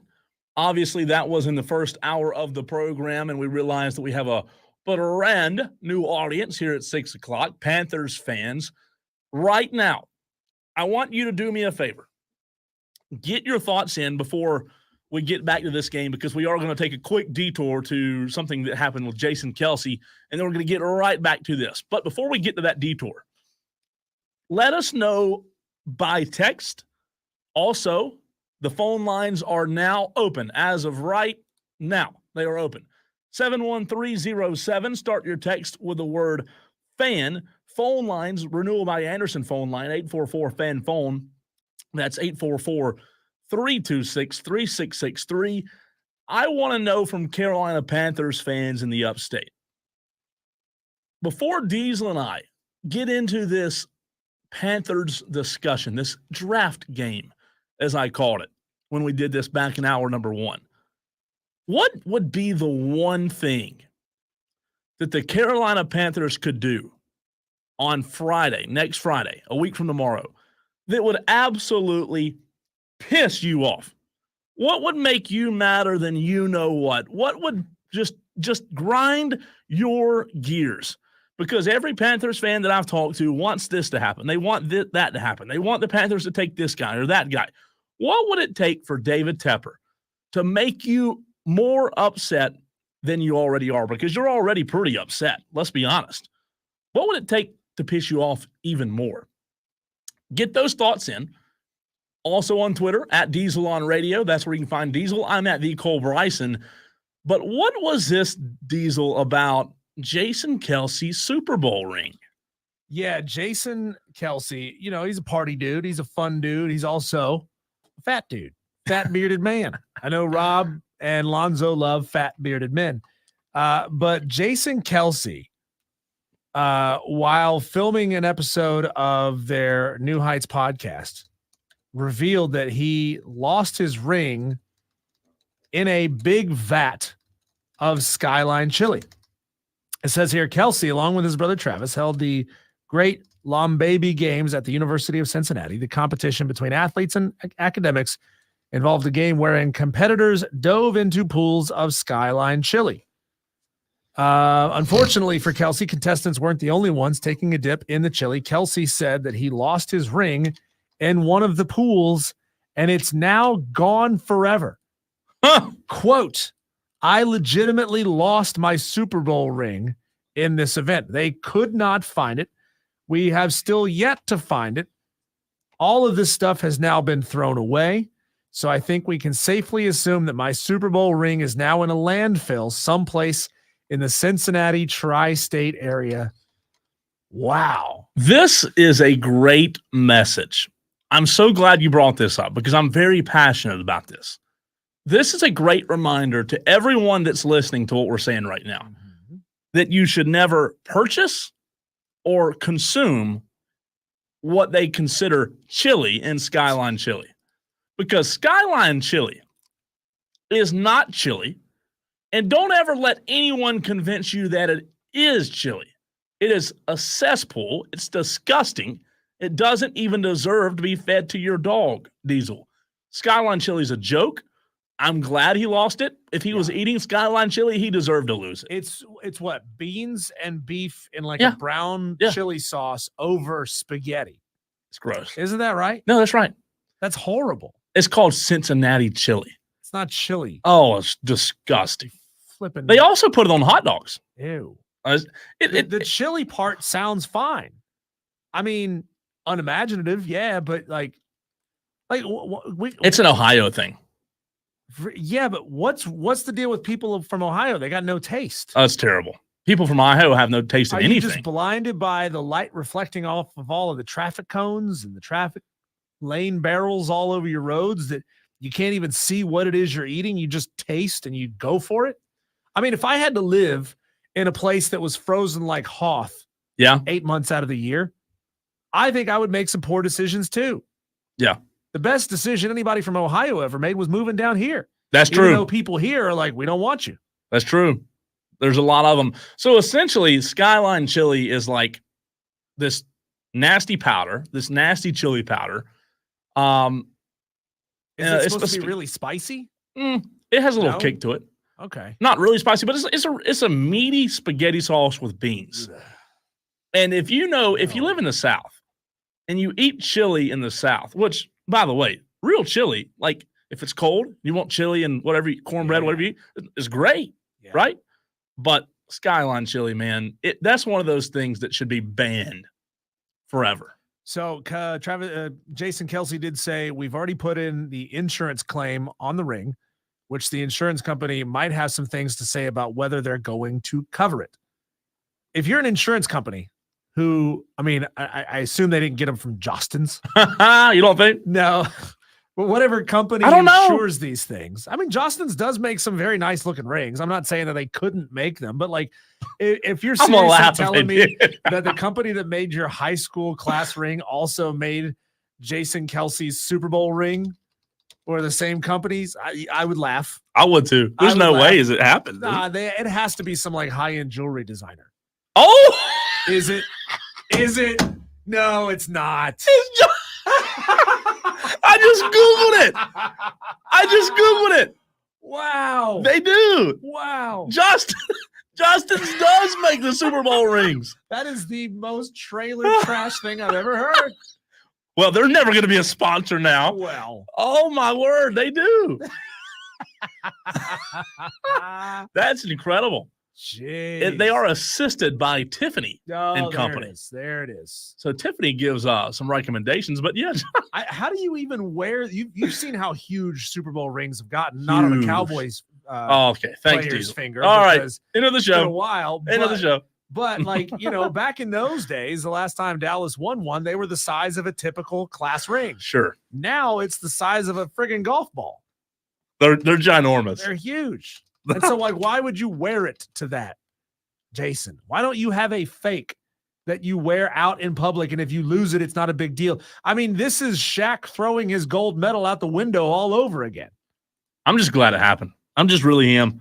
Number one, because he's an Eagle. Number two, because he's eating Skyline chili. You have to think, though, that there is a way to track, where that trash went, right? Like, they got to know which truck goes on the route and where that particular route goes and dumps. Like, landfills are massive, so it's legitimately a needle in a haystack. He'll probably just get another one though. Yeah, he'll get another one. It's cheaper, but like, and of course, then it's all covered in that nasty stuff that's in a landfill. Yeah, it's probably sitting in some like filthy baby diaper right now. You got to let it go.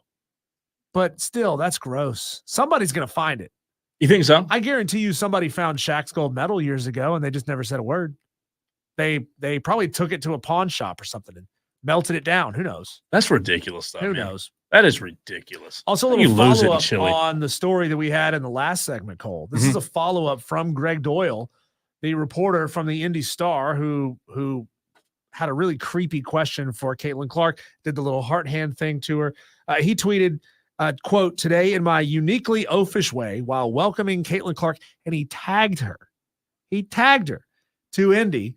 "I formed my hands in her signature heart hand. My comment afterward was clumsy and awkward. I sincerely apologize. Please know my heart, literally and figuratively, was well-intentioned. I will do better." He also vowed to write a column about it, so he's trying to promote his column.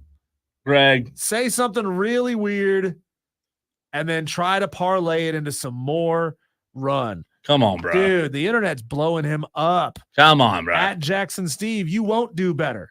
You will continue to be an arrogant narcissist. Jeez. You tried to make yourself appear to be important. You are not. Yeah, that's rough. You know what's interesting? We had a couple of texters that disagreed with us. One texter said, I don't know, that wasn't that weird. It was a joke. Another texter said, inappropriate. Yes, terrible joke, but he butchered it. The Caitlin Clark interview. Joke, though? See, like there's no joke there. No, I don't. I agree with joke? You. Another texter. Knock is a joke. That's not a joke. This text says, the Caitlin Clark interview seems like a non-issue to me. That's wild. That's crazy. I don't man, if you're that's a new opinion. That's a new opinion. That surprises me though. Texter says a couple months ago, a reporter asked a tennis player about his win after he lost. Texter, could you tell us who this is? Because we want to track this audio down. That's rough. Who was it that, before we get to the next topic, somebody's mother died? You remember that? I can't remember who it was. Oh my gosh. And they asked him about it. The reporter did. Like right after a match. Wow. This was not too long ago. I have to look it up. An athlete, right? Yeah, an athlete. Okay. I'll have to look it up and see. It's weird though. Not Trey, time or place, bro. Like yeah, exactly. Time or place. That's what matters. To answer my question that I proposed earlier of what could the Panthers do that would absolutely make you livid, because we talked about things that they should do, right? Trey says taking another quarterback would be dumb. D-U-M-B, dumb. JD says trading up in the draft would infuriate me more than Diesel asking for a thanks and Cole asking for a quarter. So let me ask you this question, Diesel. To JD's point, because I've heard a lot of Panthers fans on podcasts and things, including me and you, say that they should not trade up. But what if they did trade up for a lad or somebody that they felt like was going to hit? You have to, and it hit. Okay, I mean, so you're a year plus away from knowing that. So, who are it's great radio. Who are the top wide receiver prospects? This year? Neighbors from LSU, Marvin Harrison Jr., Ohio State. You'd have to get way up there. My whole philosophy. You don't have enough to even go get those dudes.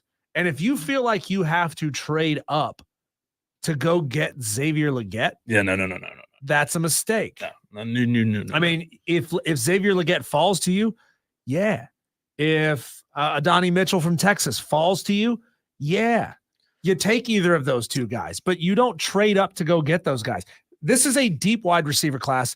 It would be a way overreach, but then again, that feels like something the Carolina Panthers would do. My philosophy on trading up is, if you're trading up, it better be for a quarterback that you feel like is going to make a difference, right? A pretty quick not one who's 5'11", 140 pounds. Well, that's the problem. They're stuck, whether they want to admit it or not. Number one, they made the wrong pick last year. Number two, they're stuck now, and they won't admit either one of those. There's not a Panthers fan out there today that will tell you we made the right pick over C.J. Stroud. I mean, that's just a fact. You picked the wrong guy. Cole is move up to draft a running back. You don't do that in the NFL. No, you don't move up for a running back unless it's a Christian McCaffrey type. Now they need a running back bad. They need a receiver bad. They need help on the offensive they go line. Back 2 years ago and get Deontay Foreman? Sure. Yeah, that'll running work. Back by committee that they had 2 years ago that was actually serviceable and pretty good. I'm not a fan of running back by committee, but I'll be honest with you. If they didn't have a running back injury last year, it would have been running back by committee. However, one of the running backs got hurt, and they had no choice rather than to go with Chuba Hubbard. The Miles Sanders, I believe, is who got hurt. But I'll tell you this. They have so many holes. This is a 3-year rebuild. I mean, starting now, you think? Starting now, yeah. It has to be. I mean, and this may be 3 years of masking Bryce Young's deficiencies. We just don't know. When you say rebuild, do you mean 3 years until you're like a playoff contender? Yeah, I do. So I compiled a stat last year, Cole, that said on average 3 years after a team bottoms out is the worst team in the league. On average, that team increases their win total by 6. So 3 years after you're the worst team in the league, you increase your win total by 6. Panthers won what, 3 games last year? Or not games? Many. 2 or 3. So you're looking at an 8 or a 9 win team. That's possibly, depending on what else happens in your division, possibly a playoff contending team?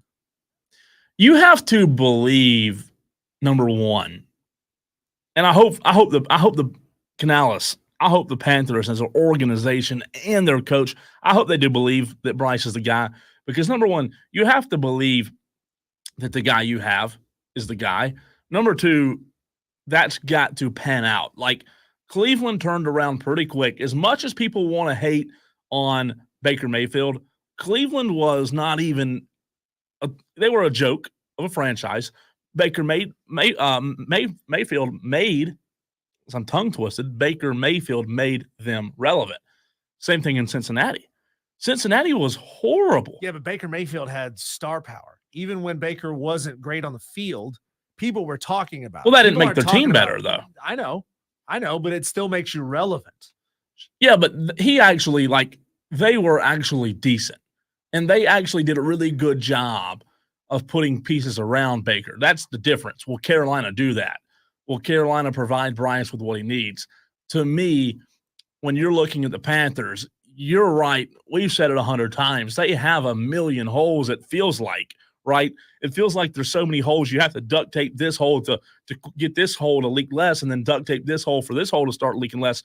But listen, I think the number one thing that the Panthers should do this draft is, you're right, they are in a rebuild mode.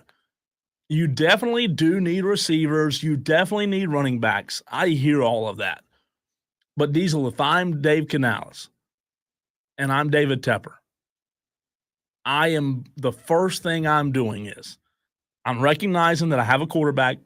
Whether you like him or not, you're stuck with him. Okay, well, what makes quarterbacks better than they are? The 5 guys in front of them. I am stacking the freaking line in the draft. Good news is what you need to do to build and make a team to make Bryce Young successful is universal, right? I mean, he is not a mobile type of quarterback who's going to get out and run. He's not a Lamar Jackson. You would think, being a small guy, he is a runner, but he's not. So you need to build a line of a bunch of hogs, You've got to have protection. Yeah. You've got to have, to me, like, a bunch of dudes that eat elk for breakfast. That's sure. what you need. And the identity of the Carolina Panthers has always been the physicality in which they play in the defense. And I believe that they've got to bring that back. Steve Wilkes did an incredible job of it before they let him go to San Francisco. They've got to bring the physicality back to Carolina in such a way where it starts on the offensive defensive line.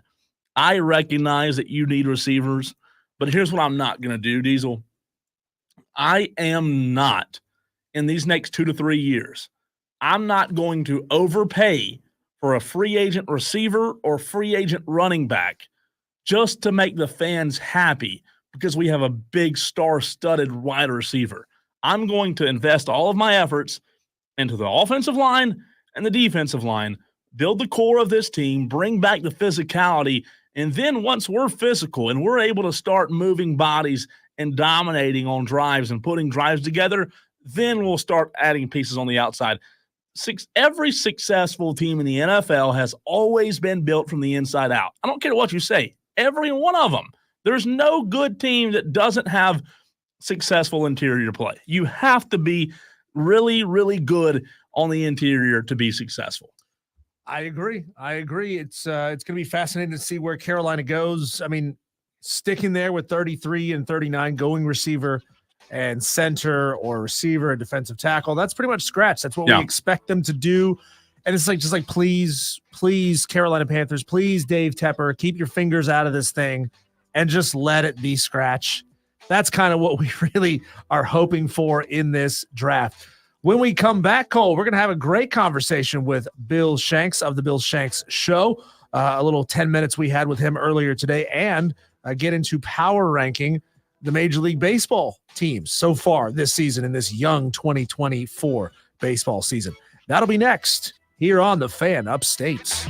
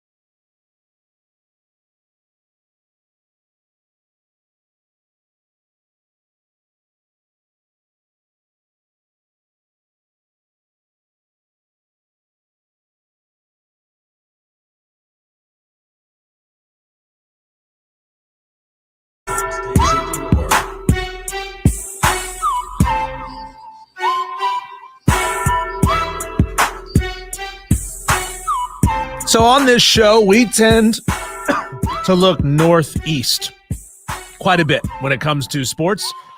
And a lot of you say, whoa, what about that city to the southwest? Well, we plan to rectify that. We plan to fix that for you as much as we can this year. So earlier today, I had a conversation with Bill Shanks of the Bill Shanks Show. He covers the Atlanta Braves and the Falcons on his show all over the state of Georgia. We're going to bring that back to you right now. Talking to Bill Shanks of the Bill Shanks Show. You can hear him just about everywhere, all over Georgia, the four corners of the state. He is everywhere. He is the absolute best to talk Atlanta Braves baseball with. Bill, the question that a lot of Braves fans want to know is, what are the long-term concerns with Sean Murphy and Ozzie Albies, both of them currently on the IL? Do you see it as just minor injuries, things that'll work themselves out over the next couple of days or weeks, or are we looking at maybe a bigger issue here? Well, they have to let both of them heal. I mean, Sean Murphy's obviously been out for 3 weeks since opening day, and he's probably maybe 3 more weeks before he's ready to go. He is a catcher, so that's a tricky situation. As far as Ozzie's concerned, I mean, I think he may be 3 weeks as well, hopefully not longer than that. But, you know, they have the ability to play pretty good players in their stead and not be too harmed by the absences. So it's a stacked team, and hopefully they'll get back sometime in the month of May, and that's I think that's the hope for now. Bill, do we see this as these injuries as they're starting to pile up, minor as they may be? Do we see them as injuries that, you know, may kind of prevent the Braves from chasing 100 wins again? That seems like maybe it's a smidge out of reach at this point. Well, they're the best team in baseball, and they're on track for 110 wins. So I don't think so. They have the best record so far in baseball, and they've done pretty well with those players out to this point. So I think they're on track for another very good year. We are talking to Bill Shanks of the Bill Shanks Show. You can listen to him each and every day all over the state of Georgia, joining us here on Wire to Wire with Diesel and Cole Bryson. Bill, what's the long-term goal this season now with Spencer Strider being hurt? Do you trust in the guys in the clubhouse, or do you go get someone? I remember asking you this question, I think 2 weeks ago when we had you on, and the answer was very clear: run with what you got, but circumstances have changed since then. Well, not really. I mean, I think it's still the same as far as it's still early. It's April, mid-April, and you can't really make trades easily this early. You know, teams aren't going to throw in the towel and start trading people after 3 weeks. So you really have to go with internal options. You really have no choice but to do that. And I think they've had Darius Vines do very well in his start the other day, and they're going to give him another start on Sunday night. And I think they'll see how he goes. I mean, it'll be the very similar situation to last year when they put Bryce Elder up there and, you know, tried to see if he could hold the job down. He did, and he made the all-star team and made 30 starts for them. So we'll see how Darius Vines does, and if he struggles, they'll try Elder or someone else from AAA. But the internal options are how they'll go right now. Talking to Bill Shanks of the Bill Shanks Show. Bill, what was the big surprise out of the Houston series over the weekend? Were you shocked to see the Braves get the sweep? No, they're a good team. They're a really good team. They've got a great offense. They're scoring a lot of runs late in the game. They are doing what they need to do to win games. I don't think anything shocks me this team. They've got a tremendous roster. I said coming out of spring training, it was the best roster they've had ever for the Atlanta Braves, 58, 59 years, whatever it is. And they got the best record in baseball. So I think we should be very happy. The Astros are off to a very bad start, which is unfortunate for them, but that's the kind of team that the Braves have to take advantage of, and they did, and they did very well over the weekend in Miami, and then with the Astros series, now they've got Texas coming in, and Texas is playing today in a day game. Hopefully they'll be worn out by the time they get to Atlanta. Talking to Bill Shanks of the Bill Shanks Show. Bill, keeping things right there in Atlanta, you know, there was some news over the last few days about another push to bring NHL hockey back to Atlanta, a couple different options of places where they may want to try to stick this team. Realistically, Bill, what are the chances that Atlanta gets it? And if they get it, what are the chances that Atlanta supports it the third time? Well, I think Atlanta is obviously a melting pot now of people from all over the country, and so there are a lot of hockey fans there, and if they're interested in the product, they'll go. I mean, it's I don't know. I'm not a hockey guy, and I think it's a shame the Thrashers left several years ago. It was a shame that they had bad ownership. It's a shame that leagues allow bad ownership to handle teams, and that's what costs the city another franchise. So there seems to be a big push here for this, with a huge development obviously going on in North Atlanta, and we'll see if this one works. Similar question to that one, Bill. With the support of the Hawks, and the Hawks were eliminated in the play-in tournament last night. Why do we find the Hawks consistently sort of spinning their wheels, never really getting over the hump and building any kind of consistency?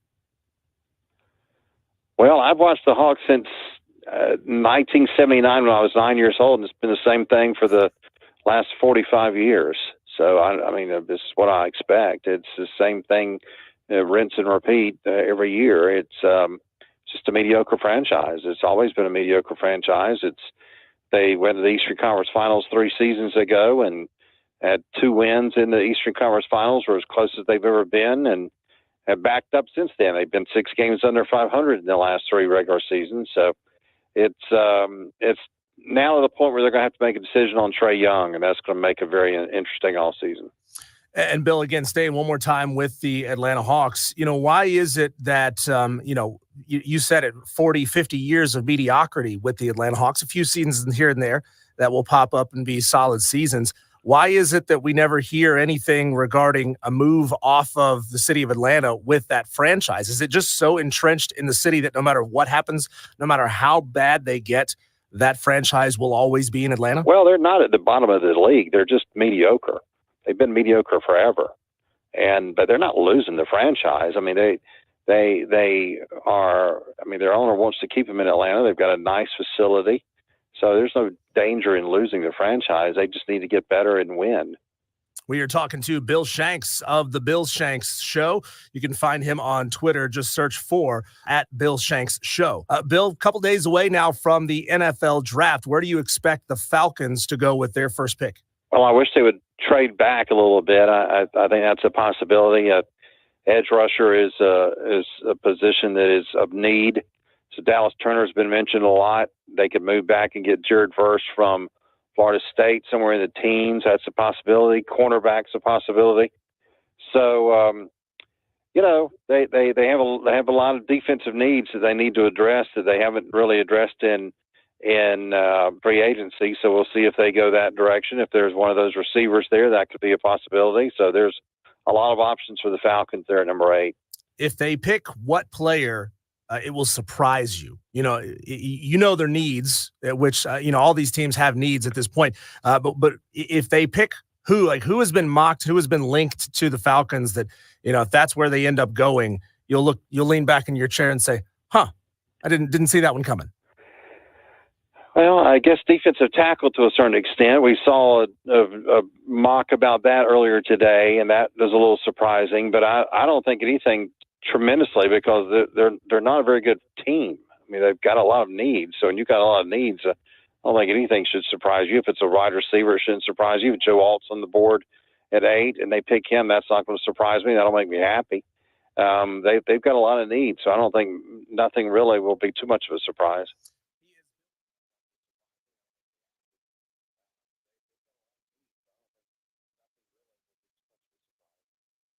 Bringing a variety of guests on, kind of with a shotgun approach to see what our audience likes, what sticks, what doesn't stick. And don't worry, we hear you. So we are going to continue to improve where we need improvement from our guests. Listen, we have some fantastic guests already committed. Wes Mitchell the other day was great. Jake was great.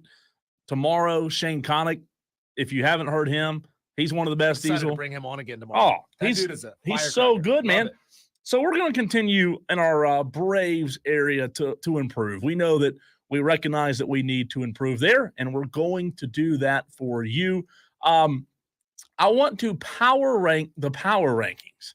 So I am not, Diesel, going to power rank the teams, but I'm going to power rank the two latest power rankings from ESPN and CBS. Right now, CBS Sports has, as you can imagine, because they are always going to be fond of New York and Los Angeles, CBS has the New York Yankees as the number one team in the major leagues. Really? They do. ESPN does not. ESPN has the Atlanta Braves as the number one team. Ooh. What's interesting is on ESPN's power rankings, if you go all the way down to 3, that's where you'll find the Yankees. Like I said, on CBS, they have the Yankees as numero uno. Yankees are very good this year.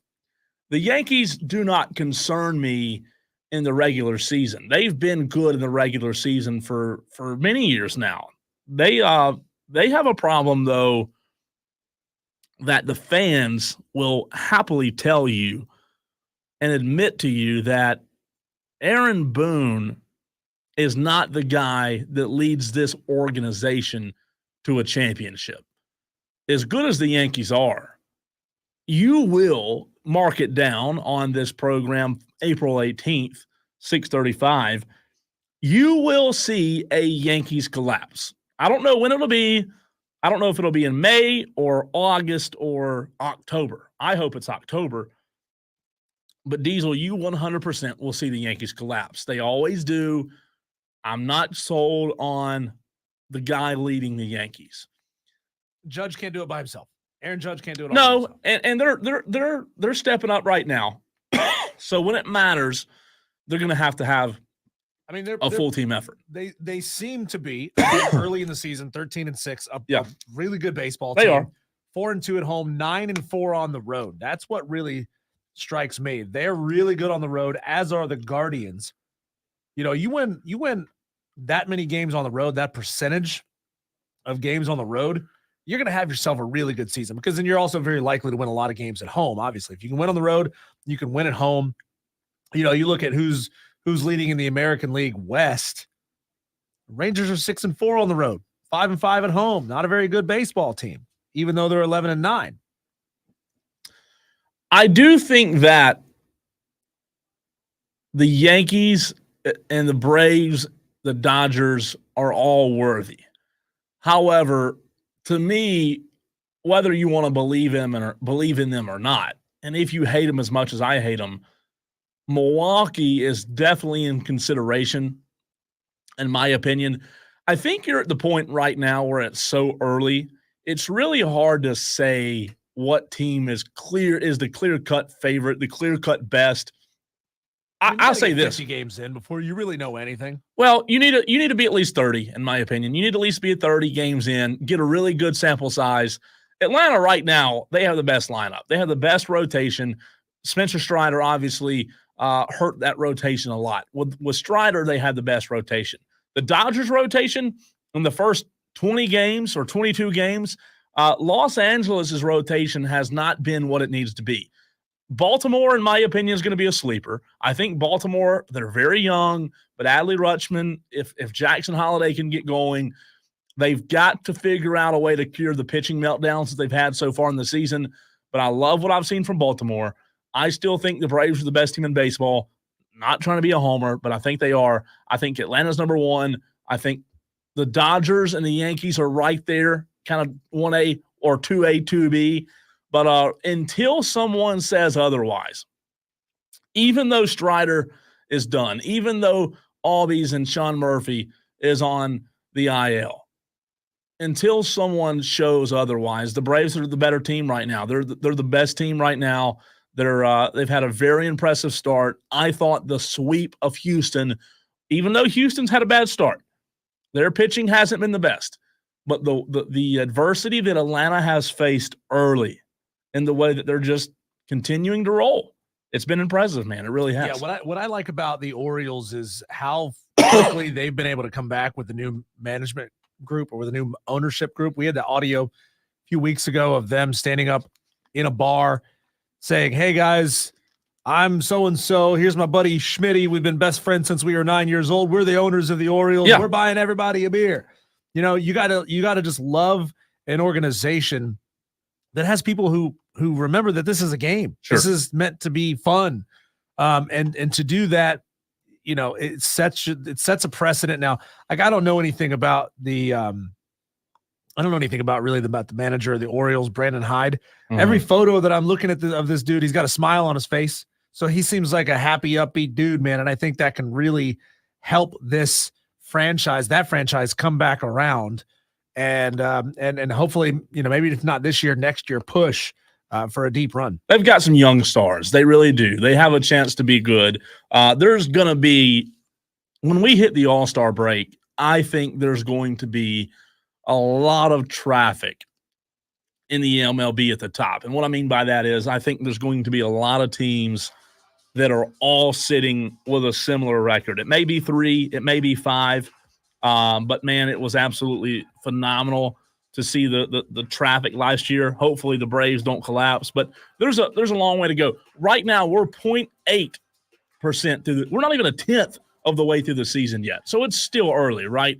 Very, very early in the season. Diesel, last segment of the show.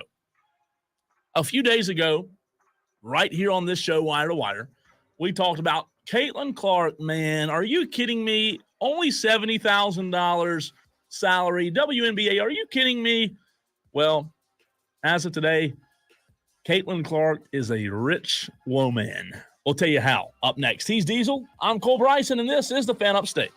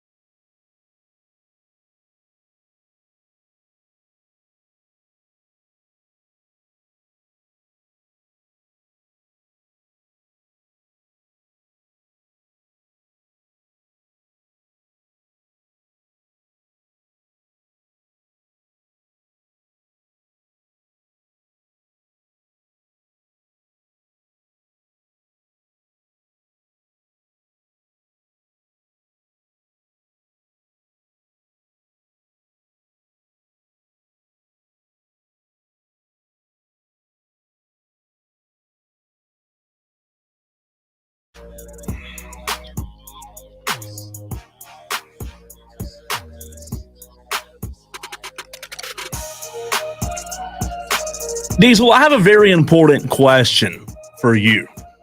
And I need the Tolos, our listeners. If you don't know what Tolo means, maybe you're just tuning in for the first time. Tolo stands for turn it on, leave it on. We want you to enjoy this show 3 to 7, wire to wire. Turn on, leave on. We've changed the name from P1s to Tolos. All right, here's my question, Diesel. You ready? Mm-hmm. If you had two salaries, one for $74,000 and then another signature shoe deal for $20 million, which one would you live off of? Woo! Man, I wouldn't even look at that check every month for the 74 G's. What I would do is I would send that straight to my investment guy and say, I don't even want to see it. This is just money to play money. Yeah. It's play money. Yeah. You know, I mean, like what's 75,000? Let's do the math. It's $1,200 a week. $1,200 a week. Mm-hmm. So every 2 weeks, $2,000. Yeah. $2,500. Roughly. Yeah. Yeah. So a month, you could send a $5,000 check to your investment guy. Sure. And say, what you got? Yep. Be great. That's Be a what great I would plan. do. Be a great plan. That's what I would do. So the reason I ask you that question is we said on this show a couple of days ago on Wire to Wire that Caitlin Clark, what is she doing in the WNBA only making $70-something thousand? It's a travesty. Oh, my God. They're so underpaid. They're being taken advantage of. Well, all of a sudden, Nike has come into the picture. Caitlin Clark has landed a $20 million plus signature shoe deal with Nike. This should end all debate on whether she made the right financial decision. Yeah. Not only did she have an NIL deal with Nike, Diesel, but Iowa, I don't know if you know this, is the biggest Nike school. Is it? And she wouldn't have the free agency leverage to negotiate this while in college. She also is getting her own Nike shoe. Cool. You can walk around in a Caitlin Clark. Maybe it's, I don't know if it's a women's shoe. You think so? I mean, I'm sure they'll make hopefully it's just a women's shoe. I think it will be. I think there's obviously enough sneakerheads that are women who will buy. Oh, for sure. Caitlin Clarks. You are limiting your market somewhat. I mean, sneakerheads will buy Caitlin Clarks just because they're Caitlin Clarks and because they're sneakerheads. I don't think there's going to be a ton of, just like there weren't a ton of girls out there buying Jordans when they were new. Yeah. In 1991 buying Jordans. I don't know that, to wear around. I don't think there's going to be a whole lot of men, young boys buying Caitlin Clarks because they're still going to be buying the Kevin Durant's and the whoever's got shoe deals in the NBA. But the women though. But yeah, they will. I mean, I'm sure it'll be very popular in, women's sports teams buying up team shoes. I think it'll be very popular in that case. Clark met Diesel with 3 brands. Yep. Nike, Adidas, and Under Armour. Under Armour. Okay. Nike won. Any surprise there? Shocker. I mean, it's like the movie. What was the movie called? The Ben Affleck movie about, was it called Air? Air. That was the name of the movie. I have seen that one, believe it or not. It's like Air all over again. Yeah. I'm telling you, man, I think not only is this obviously huge for Caitlin Clark in her pocket, but this might be really big for the WNBA. Shout out to her. I'm really happy for her. And granted, I'm guessing Angel Reese will probably get a shoe deal also. She might. Camila Cardoso might get a shoe deal. She has a little bit more. I'm just thinking, who are the stars that they feel like now that Nike will make custom shoes maybe for Asia whoever wants them, right? Yeah. But will they make them and then market them for a mass sales audience? I doubt it. Maybe an Angel Reese, maybe I like the name. Cardoso. I like the name of a Nike shoe, the Angel. That'd be sweet. Yeah. I don't know what would it be? What would the shoe be called? Because Jordan's is Jordan, right? Yeah. Air Jordan. Is it the Clarks? Is there a shoe already called Clarks? No, I don't know. But Caitlin Clark. I mean, it's certainly great for Caitlin and what she fantastic. has achieved. Now, there are, 100 plus other rookies that are coming into the league who are going to be living off 75 G's. And I still think that's low. I mean, they should be making minimum. The league needs to do what it can do to make the league minimum 100 G's. Like $100,000 is a good salary no matter where you live, right? You know what's whether you're living wild? in New York City, San Francisco, or Charlotte, $100,000 is a good salary. You know what's crazy? That $20 million Nike deal, I'm trying to do some quick math and I can't do it. Caitlin Clark. Madcraft says call I saw that. Hearts. Jeez. That is a good one. That's pretty funny. I'm not going to lie. I was trying to do math, Caitlin Diesel. Creepers. 20 million. She would have to live. Caitlin Clark would have to live for over 200. This is hilarious. Let me see. Let me try 225. She would have to live. Caitlin Clark would have to live in human life for 235 years in order to be able to get the $75,000 a year. That's how big this contract is. That's how big this shoe deal is. It would take 225 years of her WNBA salary to match this shoe deal. That is insane. Yeah. Good for her, man. Yeah, good for her. I hope. I mean, she even seems like the type of person who would spread that money around. What do you mean? Know? Like by if it bugs her, here's what we're gonna find out. Like, how much does it really bug her that the salary is only 75 G's? Like, is she gonna, spread that money around like Mother Teresa, or is she gonna be like, nah, man, that's my 20 mil? That's a good question. I think she'll probably have a lot of people in her ear. I don't want to say ear, but like the right people, the smart people, right? I think she'll do the right thing. I think she deserves it. I really do. I think she does. I know that sounds crazy. I'm thinking about it in terms of like, remember a couple years ago when Deshaun Watson made headlines for giving away his first like 5 game checks or whatever to staff of the team who are struggling financially.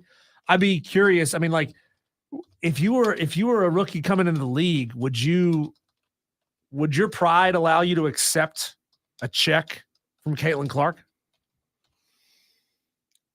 Yeah. He's like, my pride will I have no pride. Things. What are you talking about? When it comes to accepting checks, I don't know about Liv. I don't know about Liv Golf, but it has. I can accept most checks. Nolan Ryan says, well, the government's taking 36%. Yeah, Nolan Ryan, but you're right. 64% still a lot of money. Still a good bit, man. That's still a lot of money. Tiger Pal Rachel on Twitter says, stop giving my Yankees a hard time. Give my Yankees some credit. We appreciate it, man. Tolo, let's do it again tomorrow, Diesel.